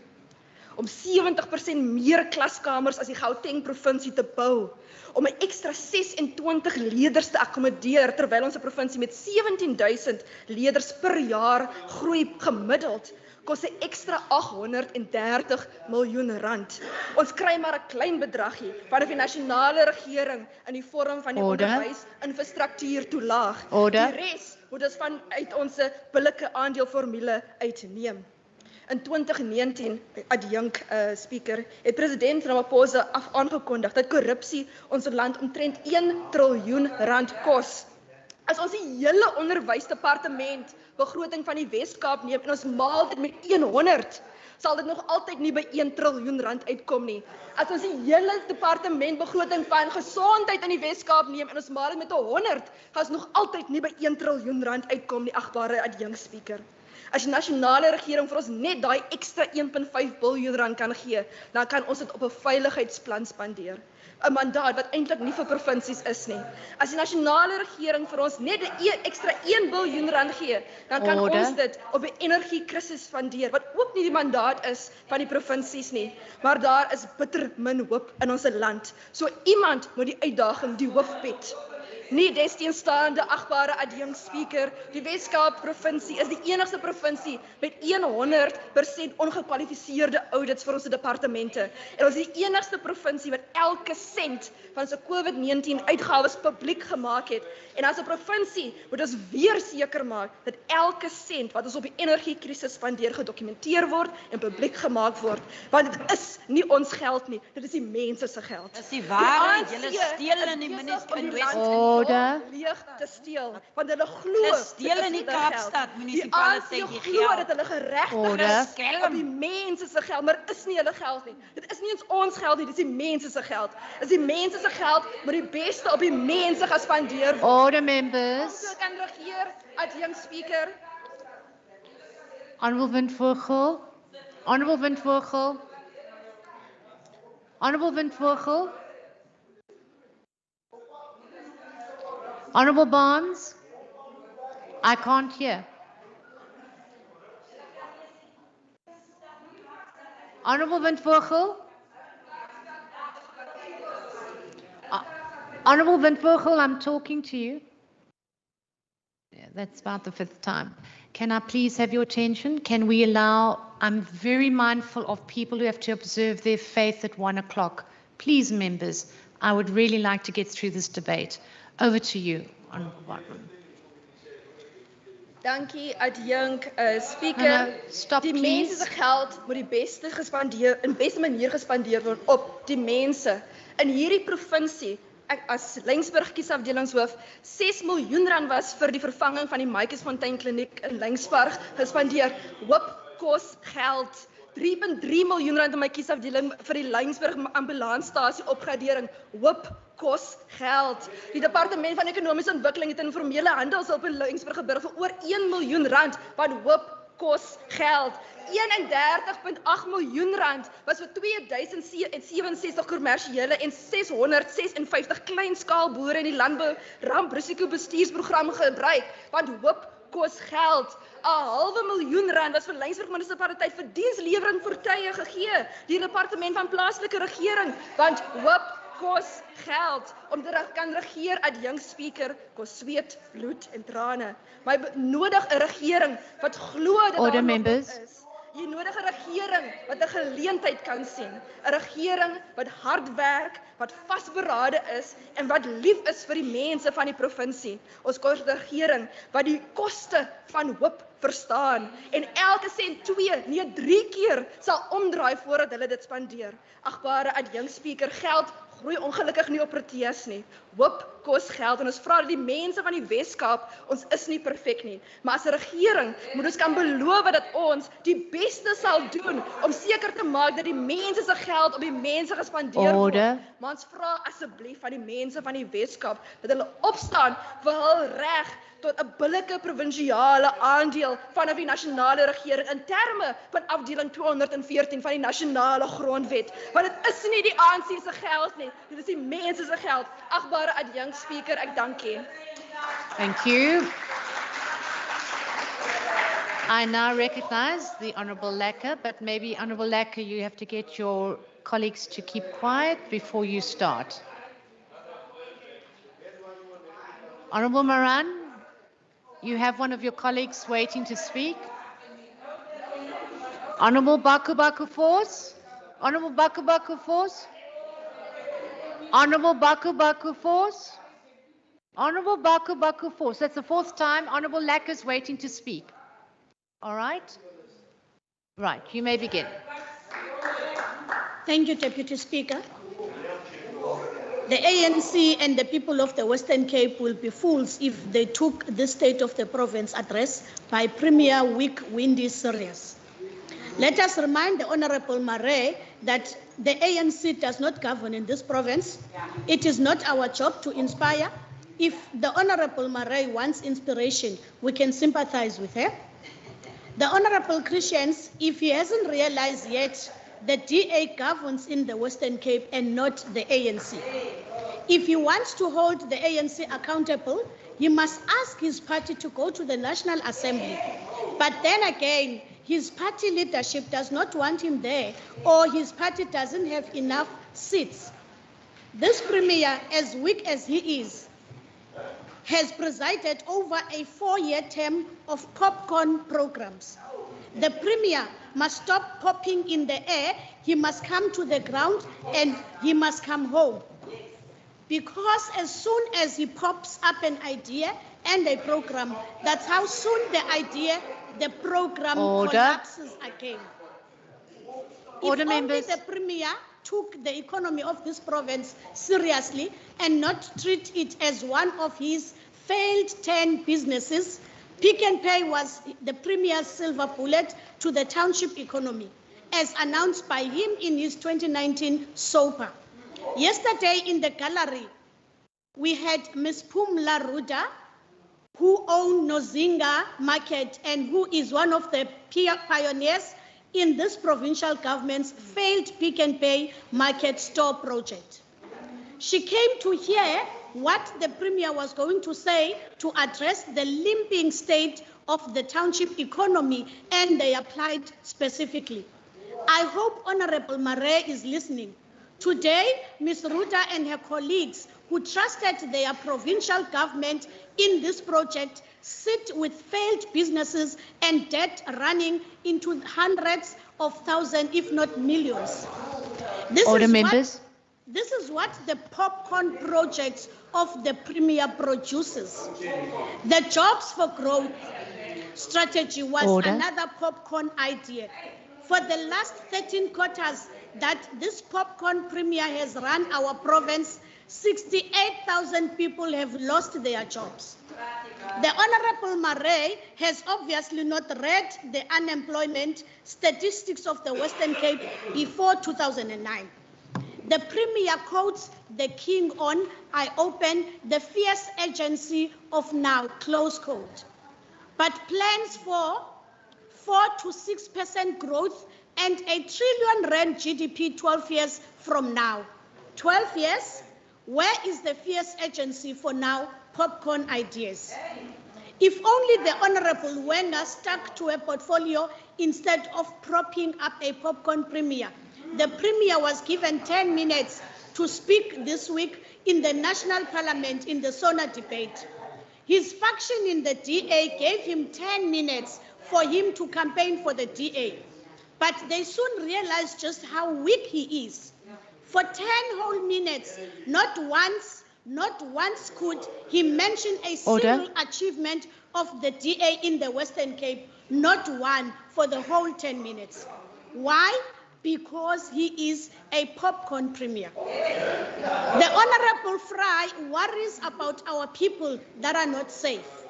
Well, he just needs to ask Honorable Murray near him about how unsafe employees in this provincial government feel because the Premier refuses to have a transversal GPV policy. Just take your seat, Honourable Lacker. Honourable Murray, what's your point of order? I think this is sexual harassment, mentioning my name all the time. No, Honourable Murray. Honourable Murray, that's not a point of order.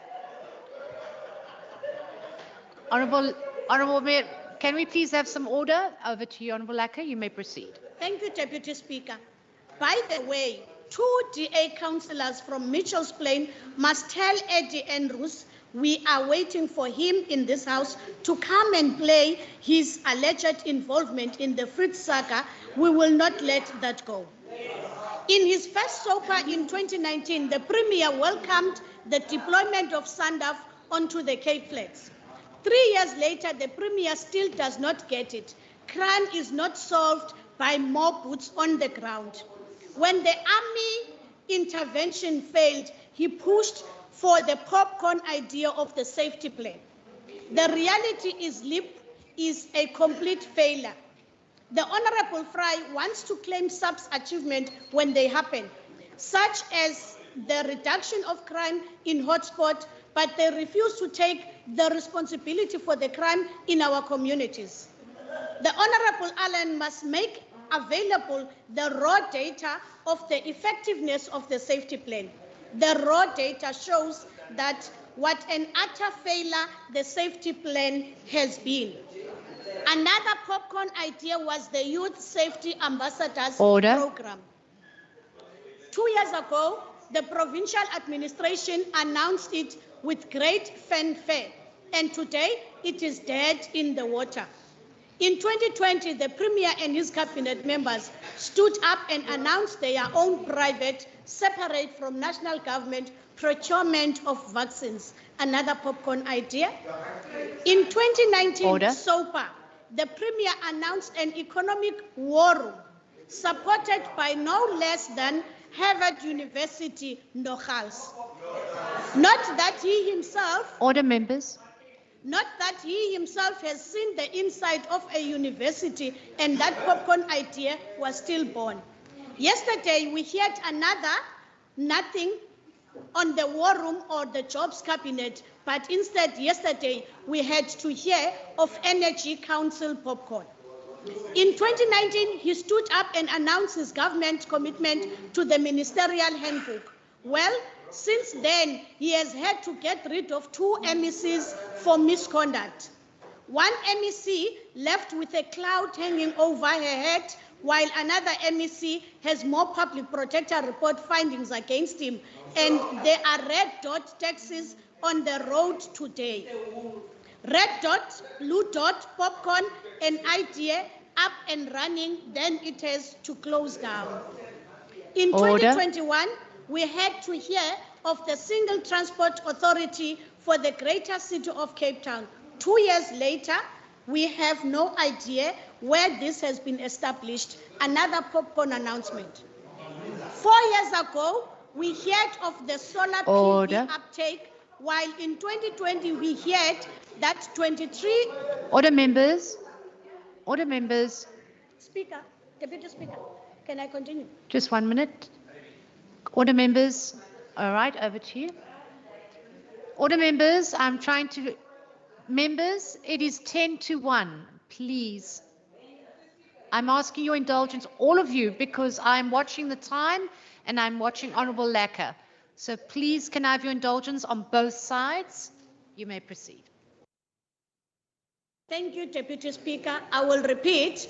4 years ago, we heard of the solar PV uptake, while in 2020, we heard that 23 of the municipalities in the Western Cape support the small-scale embedded energy. The Premier has yet to tell us how many megawatts this program has produced.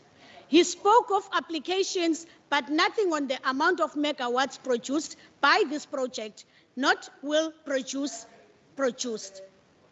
In 2021, he announced the Municipal Energy Resilience Project, and 2 or more than 1,000 days later, and after spending over 100 million, the MEC for Finance stands up and lists municipalities in project planning.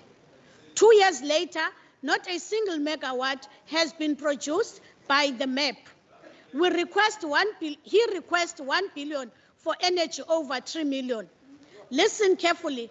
3 years, but Thank you, yet the Honourable theme Member. of his speech Your time is is the up. fierce agency of now. We think the Premier got Dr. King wrong. I thank you. Thank you very much, Honourable Laka. Honourable members. Thank you. Honourable members, if I can just have your indulgence, please. If I can just have your indulgence, please. Honourable Premier, would it be inconvenient if I ask that we adjourn now to observe, for those who need to observe their faith? We come back a half an hour earlier for the last 2 speakers. The Premier can do his work during the break, and then we finish off with the last 2 speakers, and then Premier, would that be an inconvenience? I do not want to disrupt our arrangement with our Muslim community. So can I just be clear now? We will break until 1:30. No, until 2. Until 2, correct. We will break till 2. There's lunch. As far as I understand, we'll come back slightly earlier to listen to the last 2 speakers. The House is now suspended. Suspended. Thank you very much.